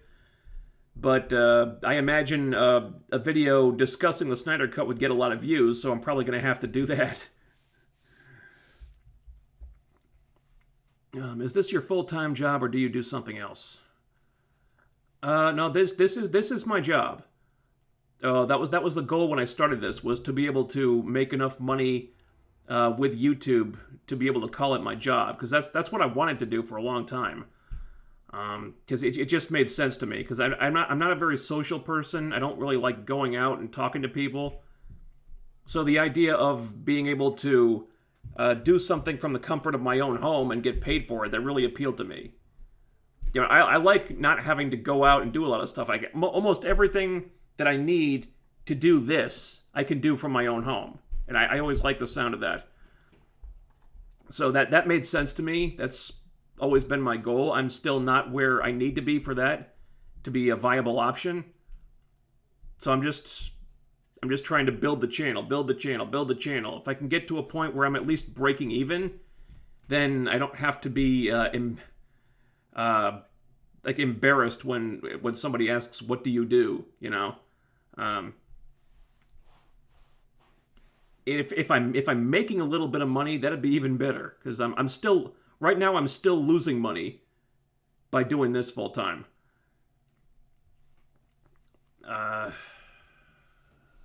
So that's that kind of sucks. Now I've got enough money, thankfully, that I don't that I can still afford to do this, and hopefully I can sustain that until I can start making money with this. I do have some money saved up. Also, I've got some in stocks and stuff. My dad got me into that. So I do a little trading on the side, which is pretty nerve-wracking. I prefer like long-term holds and stuff. So I've got that if I run into an emergency and I need to liquidate some cash. I can sell something, and I've got some bucks I can use there.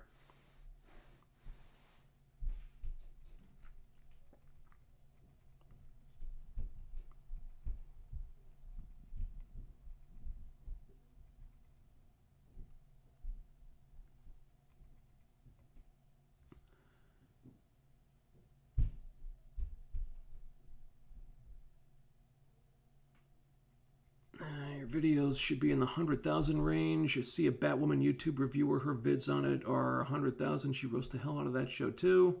Talking about Jay Longbone? Probably. I don't know. Be awesome if I did get 100,000 plus views on those things.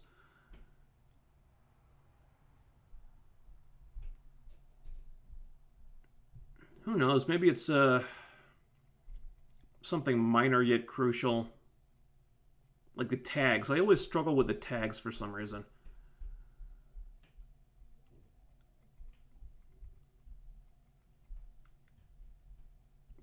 Don't worry about formula. Just be passionate and honest with people, and the people will come.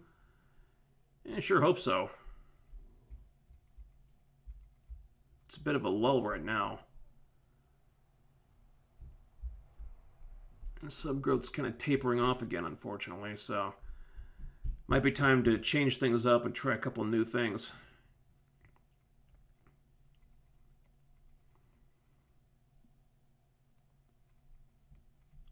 Curious if White Vision will merge with Imaginary Vision. That's kind of what I think is going to happen. I think that'll be the reason for how he ultimately escapes the Hex. That way they can do more stuff with Vision, which they should, because there's no reason to kill him off.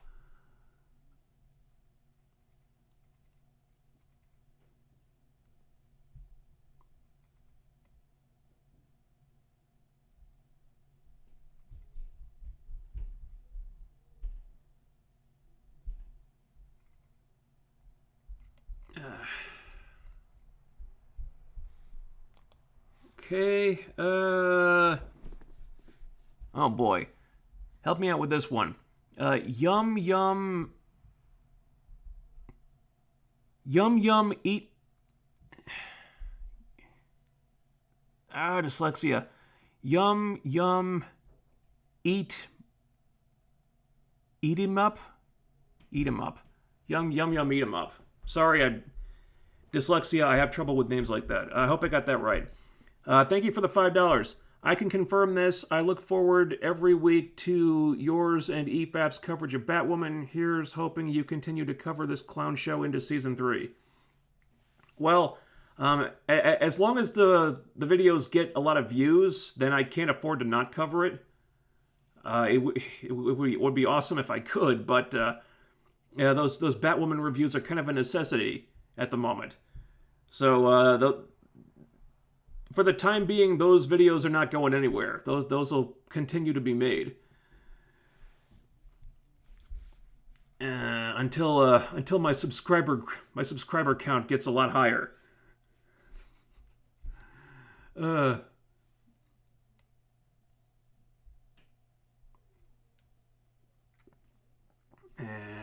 what, we got another one? Yeah, I'm scared. Okay. John. All right, that's a pretty easy one. Dan, John, thank you for the $5. You should make a video just going through all the problems of the DC TV and DCEU movies, from the writers to the people in charge, just everything wrong. Well, I think that's all been covered ad nauseum, though. I've been saying it for a while, but I don't think I could say anything in a new video that other people haven't said already, because I mean, there's any number of videos out there going through all the problems with this stuff. I mean, I'm sure I could do that if I were so inclined. Just not sure how much interest there would be in yet another video complaining about the problems with the DCEU.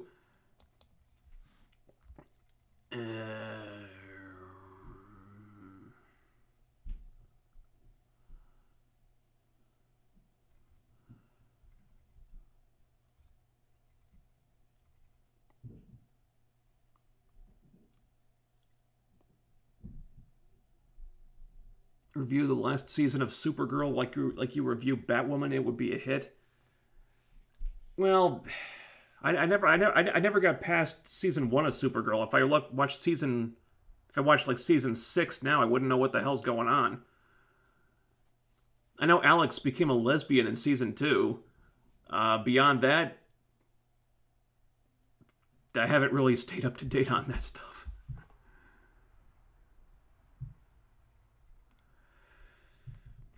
You need to sell merchandise. Yeah, I do have a number of merch designs I've got just sitting in a folder right here.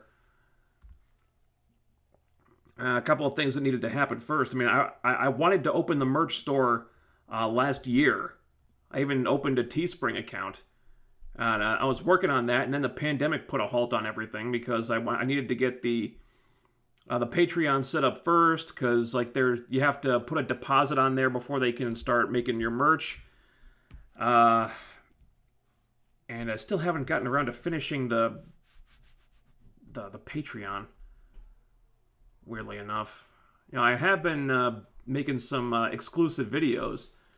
I've got like a bunch of blooper reels. I could make an entire blooper reel video, like a 20-minute blooper reel of just me blowing takes by hiccuping.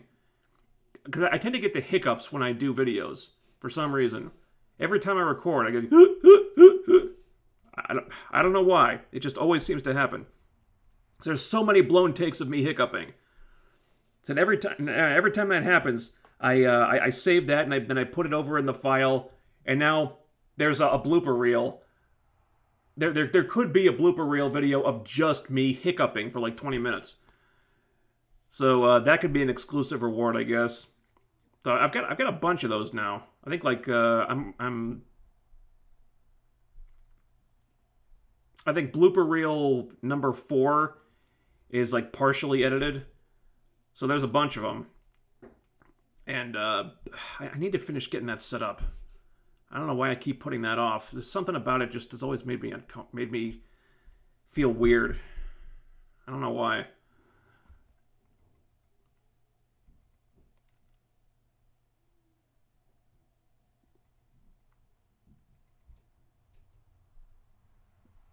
I guess I just had a problem with like the rewards. Like I thought I knew what rewards I wanted to do, but I don't know. I keep going back and forth on that. I mean, this is... I may be approaching a place where the Patreon may become an absolute necessity. Because, I mean, I got the sinus surgery coming up. I have to pay for that out of pocket. Because my insurance doesn't cover it. And my credit card didn't even have a balance high enough to cover it. So I had to pay for half of it with the card, and then I had to pay off the credit card. Now I got to pay for the other half. I guess I'll call them back on Monday and pay for that. So that's fun.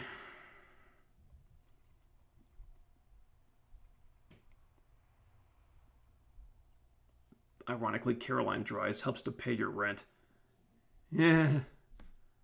Wonder if she considered that when she blocked me on Twitter.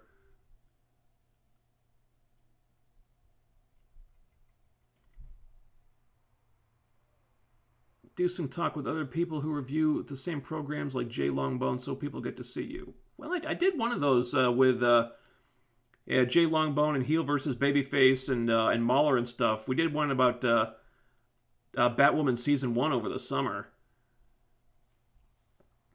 That was a lot of fun.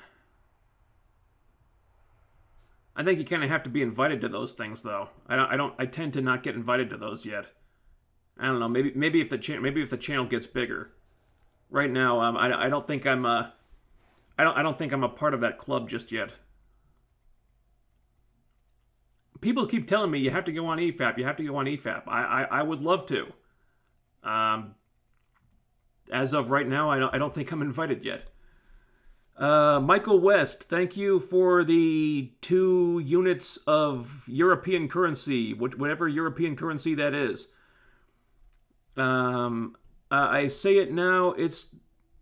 Is that from Ultron in the blah, blah. I say it now. It is that Ultron in the credit scene.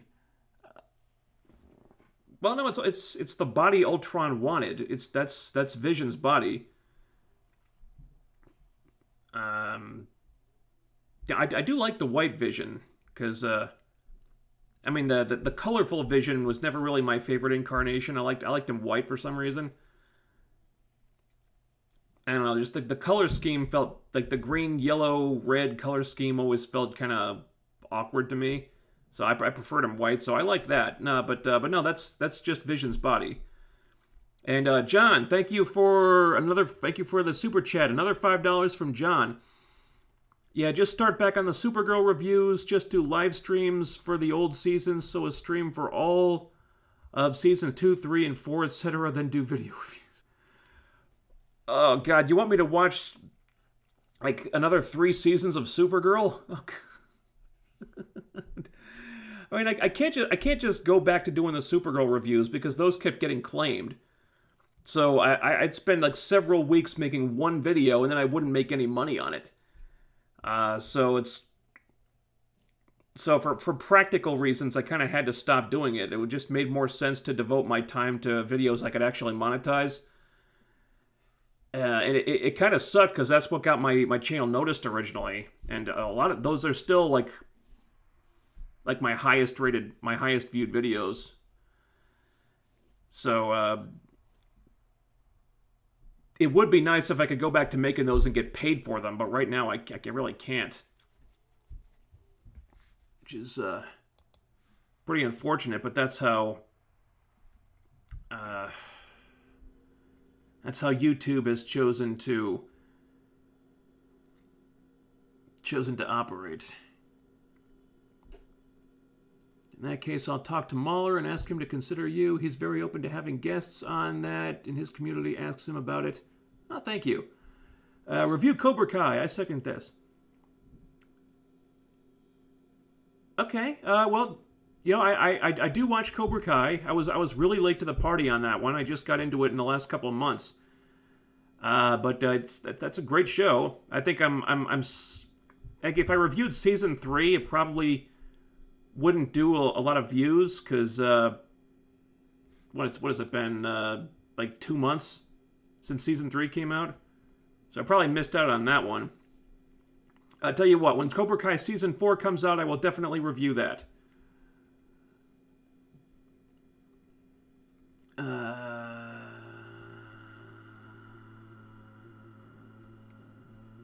Fear does not exist in this dojo, does it? No, sensei.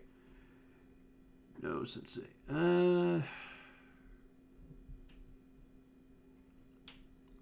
Review The Expanse. You know, I still need to get caught up on The Expanse. I haven't seen it since it moved to Amazon. Of course, I could binge like 2 seasons now of that, couldn't I? 'Cause I haven't seen the new seasons. I want to. I just haven't had the time.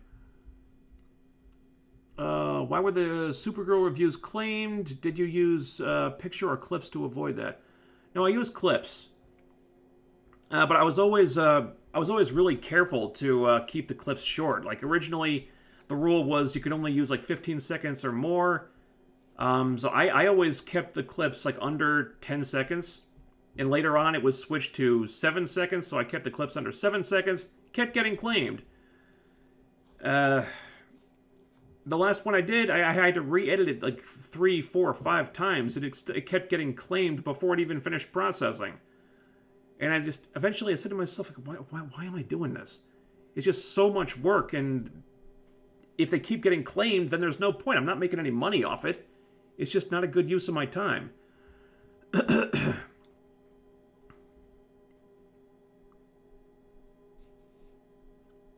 Do you have any hobbies, skills, kickboxing, karate, or working out? Well, I used to do martial arts. Back in school, I did taekwondo for several years. Got pretty close to a black belt. I had a red belt and two stripes, I believe. Then I had to start college, so I had to go away. I had to stop with that. Plus, my knees didn't really feel good at the time, so that's where I stopped. I used to jog like a lot. I used to run every day. I was really into that. I was doing like 6 miles a day for a while running. Um, but I had to stop that as well because I tried to push it to 7, and I was doing 7 miles a day for like 2 or 3 days, and then I messed up my hip and I couldn't run for like several months. And after I started again, I would do 4 miles a day, 5 days a week at an easier pace, because when I was doing it originally, I would just go as hard as I could. Like I would start at like a 5.4 miles an hour or something, and then I would gradually increase the speed, just try to go as hard, try to see how hard I could go. So by the end of the 6 miles, I'd be like huffing and puffing, just sprinting the whole way, and it would hurt a lot, but it felt rewarding at the time. Then I injured myself; I couldn't do it anymore. So I would do 4 miles a day, 5 days a week, and I did that for a while, and then I had to stop because my knees hurt so much I just couldn't do it anymore. And that was a couple years ago, and then some life-changing events happened, and I had to move several times, and then the pandemic happened, and so I can't really go to a gym now. Well, I guess I could. I don't really feel safe doing it. I had planned to join a gym because they opened a Planet Fitness in town last year, but then the pandemic, and now I don't want to go in there. Maybe after I get vaccinated, I can go in there because I would like to try running again because my knees feel okay now. Maybe I could go for it and just see if I can still do it because because right now I don't really get any exercise, and I would like to, because I would like to get a little healthier. But it's sometimes it's just hard to get motivated when there isn't much you can do.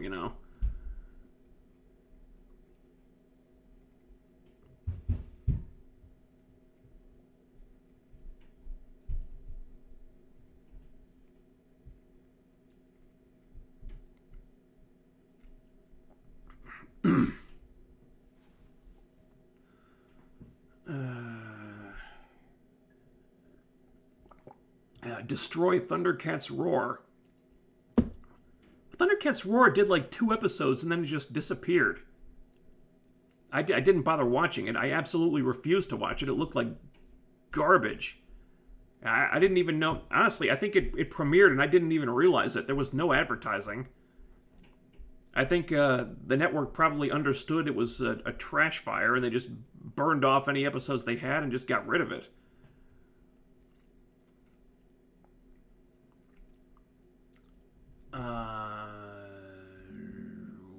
Odds on Hilary Swank and Cobra Kai? If Hilary Swank shows up, I think she's going to be Tori's mom. Because Tori's mom has to be somebody. Because we know the mom is there, but they haven't shown her face, like, ever. She's just, a lady off in her bedroom on dialysis or whatever. So I think Hilary Swank would make sense. Because they're teasing, like, a relationship between Tori and Robbie.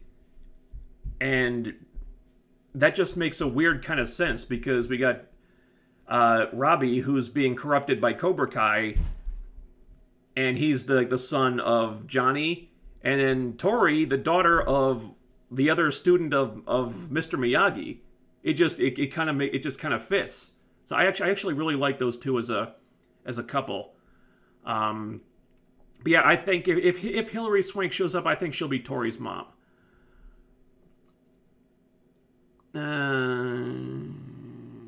6 miles a day is no joke. Yeah, it's not. I didn't do it easily though. I mean, it was painful. I mean, I'd wake up and my legs would just be killing me. I'd have to force myself to go use a treadmill. Of course, I didn't. Might have felt better if I'd stretched out. I didn't really stretch out though. Probably would have been a good idea.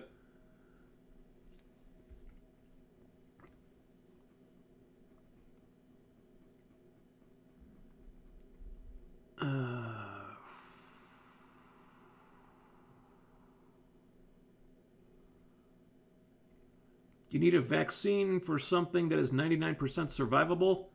You know, I don't like that argument. I really don't. Look, if somebody gives you a bowl with 100 M&Ms in it and says, these are yours, but fair warning, one of the M&Ms in this bowl will kill you.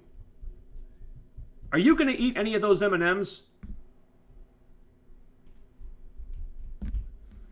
Like, just because it doesn't kill you doesn't mean there aren't other effects that you might have to deal with.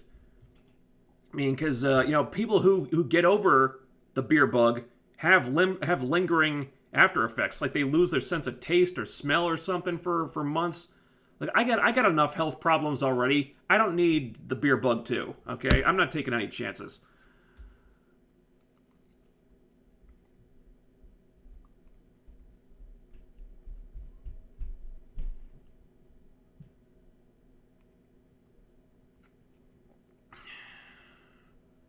Must be looking forward to the new Stargirl season. Honestly, I haven't really thought about it that much. I mean, I did enjoy season 1, but it's exclusive to the CW now, so I kind of expect the CW to ruin it.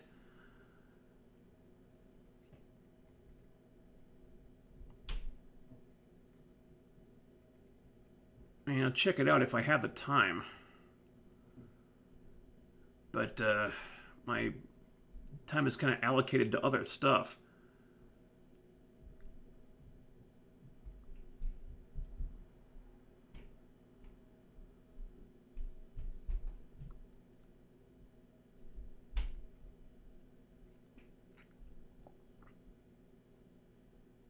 Like the live stream reviews, do you think you're open to the idea of doing these with movies?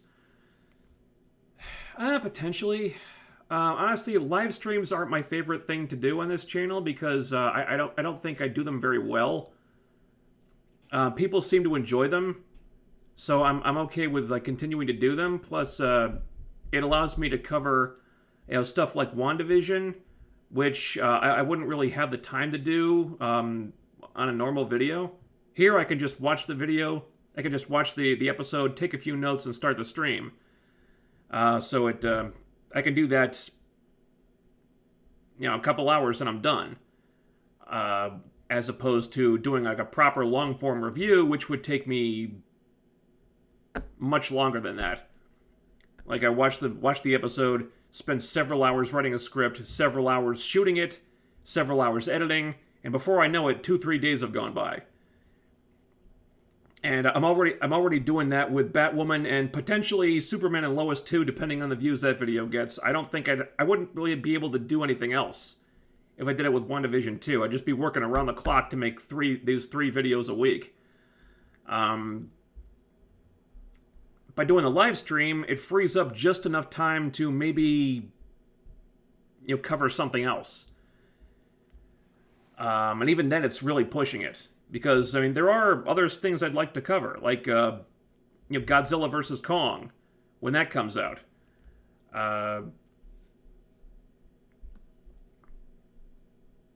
So the live stream reviews are kind of a necessity right now to cover stuff like WandaVision, but I think I would prefer to cover movies in my usual review format. It's just a matter of finding the time. And I don't enjoy doing the live streams as much as I guess people enjoy tuning in for them. It's not my preferred method. Plus, I can't really monitor my voice because my voice always just craps out at the worst times. At least with a normal review, I can like stop the camera and rest my voice for a while.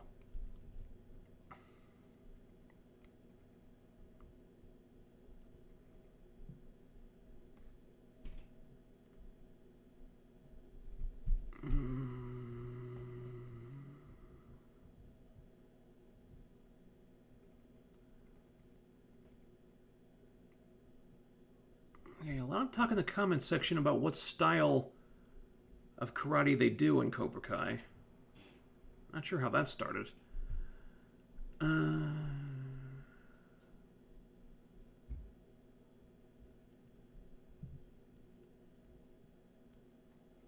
Review Space Sweepers on Netflix. I just saw the trailer for that. Looked kind of interesting. I always have trouble keeping up with subtitles, though. It just bugged me, because with dyslexia, I don't read that quickly. Looked kind of interesting, though.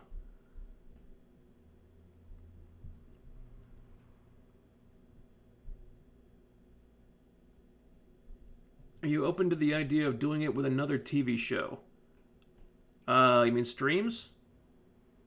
Well, yeah. I mean, that's pretty much the plan going forward, is to cover all the Marvel Disney Plus shows like this. Because when WandaVision stops, I guess Falcon and Winter Soldier is up next, and I expect I'll continue doing the weekly stream on Saturday to cover that. And then Loki after that, and so on. So at least in the short term, I'll be covering those shows that way. It's a good time saver.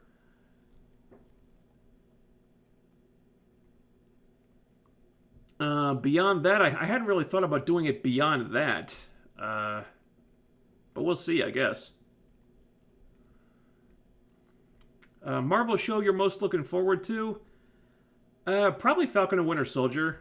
I like the trailer for that the most.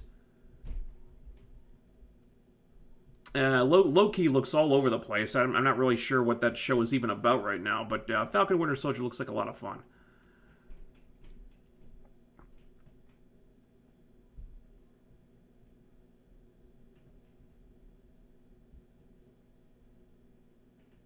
Make SME wonders if he lives in a one-room apartment or something, like his kitchen is right there with the living room.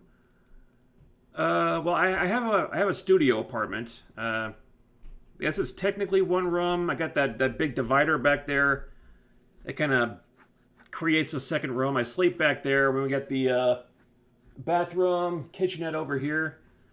I would like to upgrade to a one-bedroom apartment eventually, but right now I got everything I need here. And I got my lease renewal form right here that I really need to drop off at the office. But yeah, I'll be renewing my lease, so I'll be staying here for another year. After that, we'll see, I guess, because they're raising my rent again, so I'd basically be paying almost like almost the same price for a one bedroom as I pay for this one now.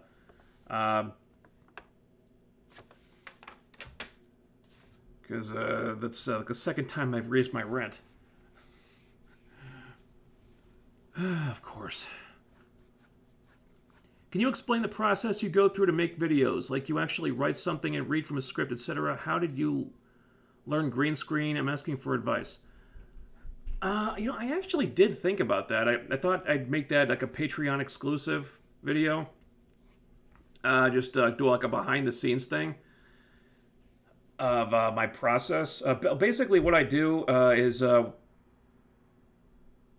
it's a little different because for the long form reviews, I'll watch the episode and like slowly, like I'll spend like an hour and a half watching it. I'll like rewind, take notes. Like I'll wind up with several pages of notes, and then I write the script, which will usually take several hours. I'll be up until the early hours of the next morning writing the script, and after that, I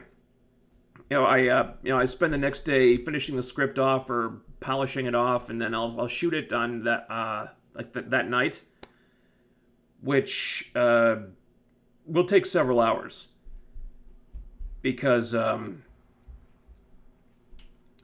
blow a lot of takes. That's probably the most frustrating part of the process. It's just I blow a lot of takes. So it takes a long time to get good ones. Plus, it's a lot harder now since I've been sick. It used to be somewhat easier, but now it's like pulling teeth every time. But that's the process I have to go through. So I'll shoot in like half-hour blocks. Shoot half an hour, rest my voice for a few minutes, shoot another half hour, and so on. So I think with the Superman and Lois review, I had about 2.5 hours worth of footage to go through. So I cut that down to 25 minutes. It's kind of what I go through for that. Loading green screen is not that hard, honestly. I thought it was, but it's actually pretty simple. To give you a little hint, if you want to learn editing, you can learn just about anything by just doing a YouTube search. Like, how do you use a green screen in Adobe Premiere? Just do a search for that. You can find any number of videos that'll show you how to do it. Just learning like the basics of Adobe Premiere. I went to broadcasting school. It was like a 3-month course. They teach you a bunch of stuff like radio, TV, news, production, and stuff like that. And one of them was editing. That's kind of what I got the most out of it. That's where I learned Adobe Premiere. They only teach you like the really basic stuff. Like, this is how you cut, this is how you export. And then you do a project on that, and by then you've got like the bare minimum stuff on it. And all the rest of it I had to pick up myself. So I watched a lot of how-to videos on YouTube. But yeah, and if you were just... Hold on.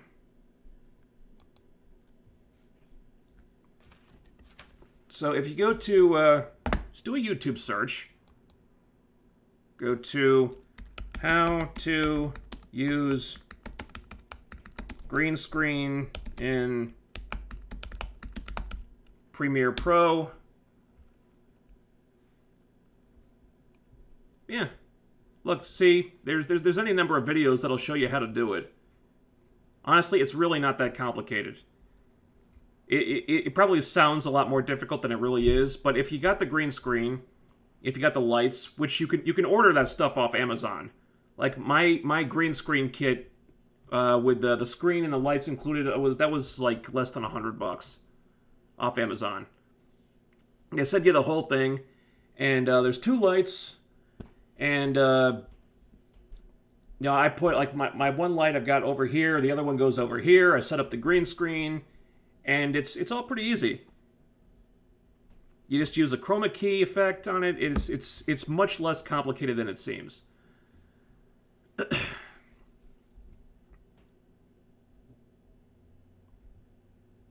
And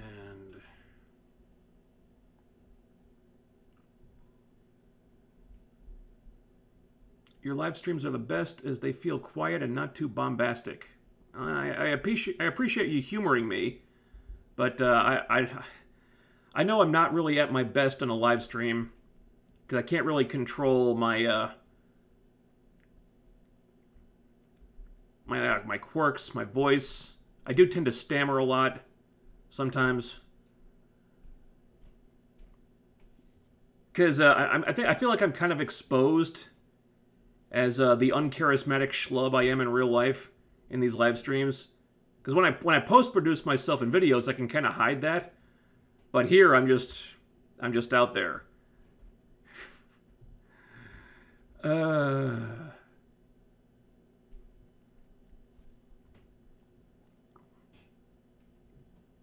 What are the specs of your PC? Well, I have an Apple, actually. It's getting pretty old at this point, though.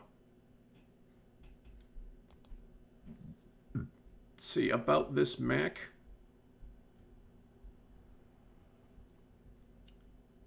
Hold on.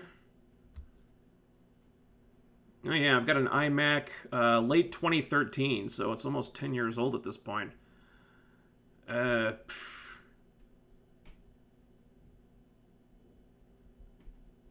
Yeah, I guess I'm due for an upgrade.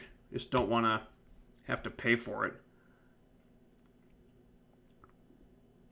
How about a review of The Boys? Well, I did a review of The Boys. I reviewed Season 2. And I'll definitely review Season 3 when it comes out.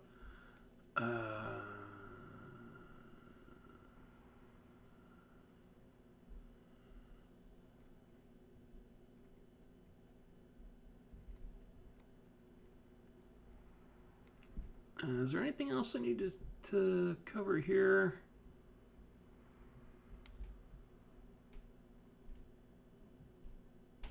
Before we wrap this thing up.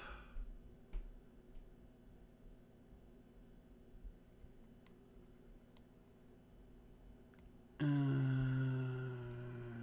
don't know. I think I'm mostly caught up with these comments. You handle yourself pretty well on camera. How long ago did you get into the YouTube Partners program? Well, originally, I started... My original channel I started like years ago, where I would just talk about pro wrestling as a hobby. Never really monetized it. I mean, I guess I could have, but I didn't see much of a point because I didn't have enough of an audience to make any real money off it. I became a YouTube partner on this channel about a year after I started it. It took me that long to meet all the requirements. Like 1,000 subs, 4,000 hours of watch time, I think. Because for like 11 months, I was like, I plateaued at like 120 something subscribers, and then finally it got noticed, and I went up to like 10,000 in a month. Like, finally I can monetize it. Awesome. Yeah, that was... What was that, 2 years ago now? Not really sure. You should review The Flash Season 7 and binge to catch up. I am not watching 7 seasons of The Flash. I'm sorry. No, I was reviewing it on my other channel. I reviewed it for the first 3 seasons. I'm not going back. Oh, boy. Could you do live streams like this, but for Amazon Prime's Invincible?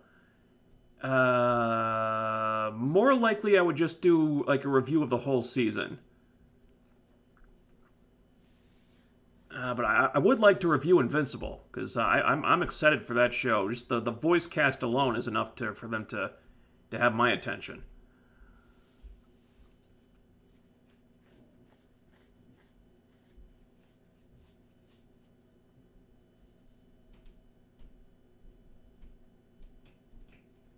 What do you think about the Big Show going to AEW?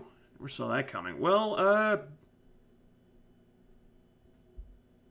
no, I didn't see it coming. I guess it does make sense, though, because WWE didn't seem to value him that much. Because they were producing his Netflix show, and that got canceled. There was nothing really tying him there. I think he's going to be a commentator or something. So, yeah, that's fine. I mean, he'll commentate a YouTube show or something for AEW. Okay. Seems like they're probably paying him a lot of money just to be a commentator. But, you know, he's a recognizable name. I guess it makes sense for them. And it's not like Tony Khan... I mean, Tony Khan can certainly afford it. So, whatever.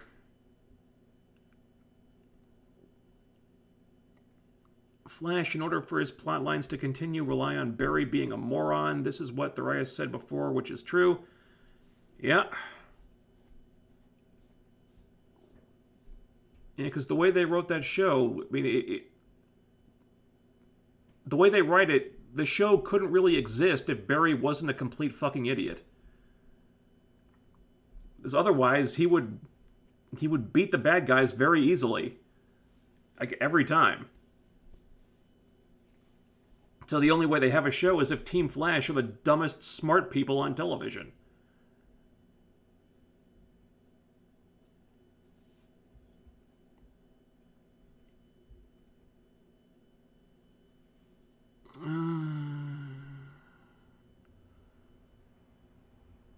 Paul White will wrestle occasionally in AEW in addition to commentary.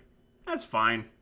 One match, maybe, I don't know, 2, 3, 4 matches a year with him. That's fine. He's not going to hurt anybody. It's not like they're going to make him a world champion or whatever.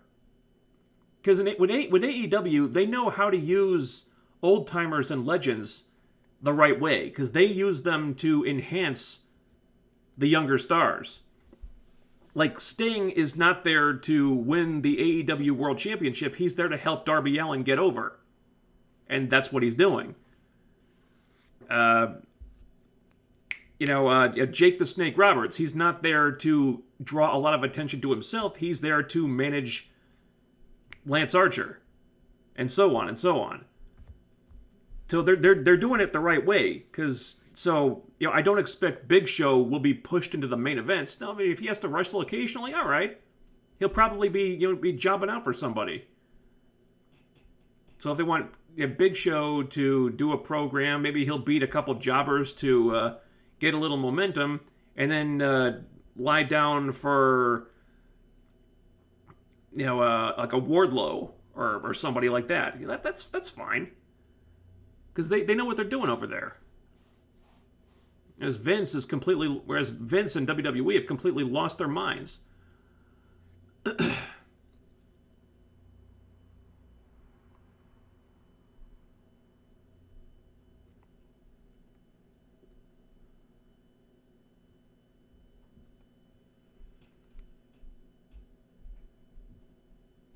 Have you noticed the ratings fraud on Amazon Prime? Almost every movie or show we hate literally has 5 stars. Like the Harley movie, it's got 36,000 5 stars. It's so pathetic.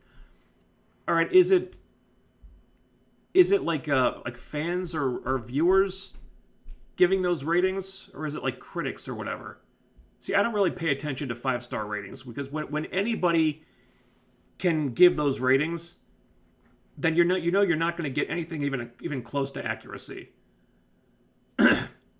Like if anybody can just go online and give Harley Quinn and the Birds of Prey 5 stars, then just a bunch of trolls could do that just to drive the count up. So I don't even pay attention to those ratings. And hold on. Okay, Green Entrainment. Thank you for the $5. Like some of your stuff. 3 questions. Do you like the Fantastic Four? Seen the old animated show? Or seen Genndy Tartakovsky Primal? I don't dislike the Fantastic Four, but I wouldn't really call myself a fan.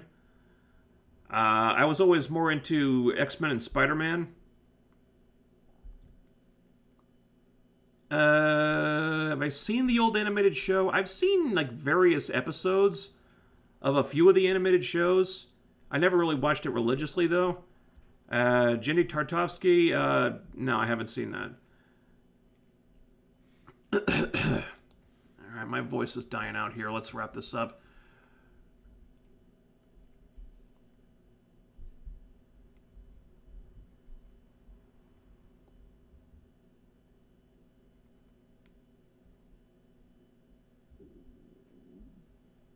You may not like it much, but I enjoy the live stream space where we come together and speak our mind. Thank you so much for giving us an opportunity to do so. You're welcome. Like I said, I mean, it's not my preferred method of reviewing stuff, but people seem to like it. Plus, I think it's good to interact with my viewers in this way, even if it's not the easiest thing in the world to do. Because this is probably the most social interaction I do all week. Boy, how weird is that?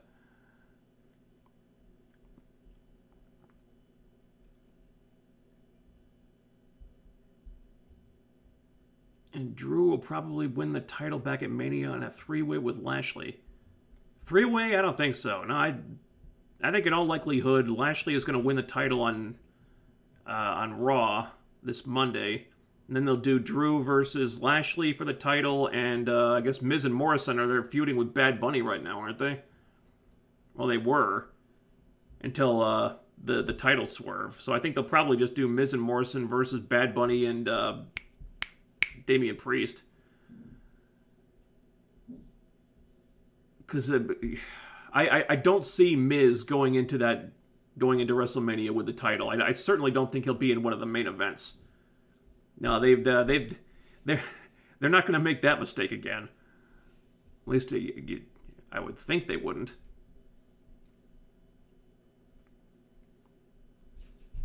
Okay.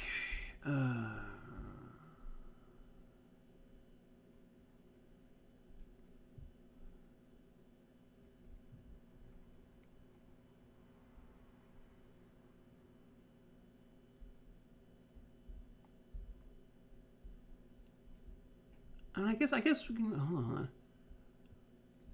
You definitely missed some SJW moments in episode 7 of WandaVision. I can't explain them all, but there were definitely some light SJW scenes. Well, in episode 7, I mean, they did kind of vilify Hayward and go a little overboard with that. I mean, I pointed out that I wasn't a fan of what they did with him. And also, I think I did mention how, how Monica was kind of prototypically heroic, a little bit too heroic. Like I already said, look, I wanted them to have more flaws in her character. I want to see her, like the frailties and the imperfections. A lot of time those are more interesting, unless they make a character more human. And I know it's not Monica's show, so there isn't necessarily a lot of time to get into that because she's a supporting character in all this. But I think I do want them to make her more flaws and point out the more human qualities of her, because that's kind of a mistake they made with Captain Marvel. Like, she's just there's not much to her. But if Monica is just a hero who's trying to do the right thing at any cost, okay, well, not a lot to build on there. So let's give her some flaws and and a little more backstory and find out who she really is, and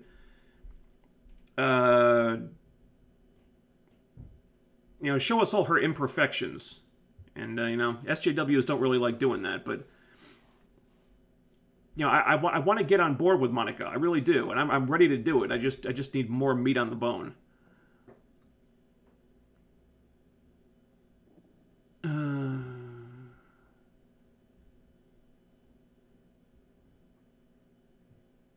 Do they give us a difference between characters like the X-Men and Spider-Man? Aren't they all mutants? I was never able to tell. No, they're not all mutants. No, mutants are people who are born with powers. Spider-Man acquired his powers through an accident, through a scientific accident. So he's not a mutant. I guess I'm not sure what you'd classify him as, but there's a difference between people who are born with powers and people who acquire their powers through other means. People who are born with powers are mutants. Unless we're talking about magical abilities, which are not the same thing. Now, mutants are people born with powers through because they're a natural byproduct of evolution. But if you're born with magic, like innate magical talents, that's a different thing. Or getting your powers through like science accidents or whatever, like Fantastic Four, Spider-Man, that's different.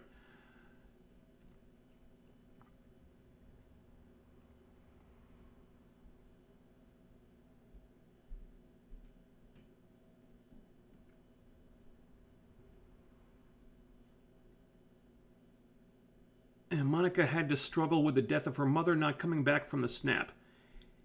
Yeah, but that's not really a character thing. That's just something that happened to her.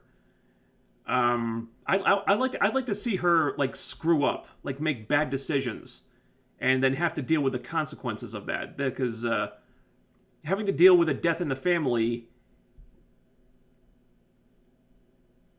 I mean, it's a sympathetic thing that happened to her, but it's also not really one of her own making. It's just something that she had to go through.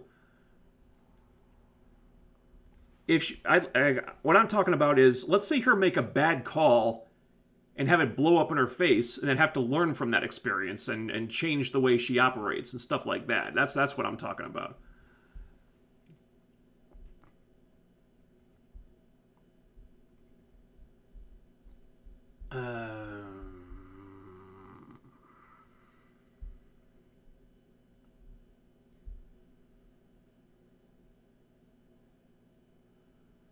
All right.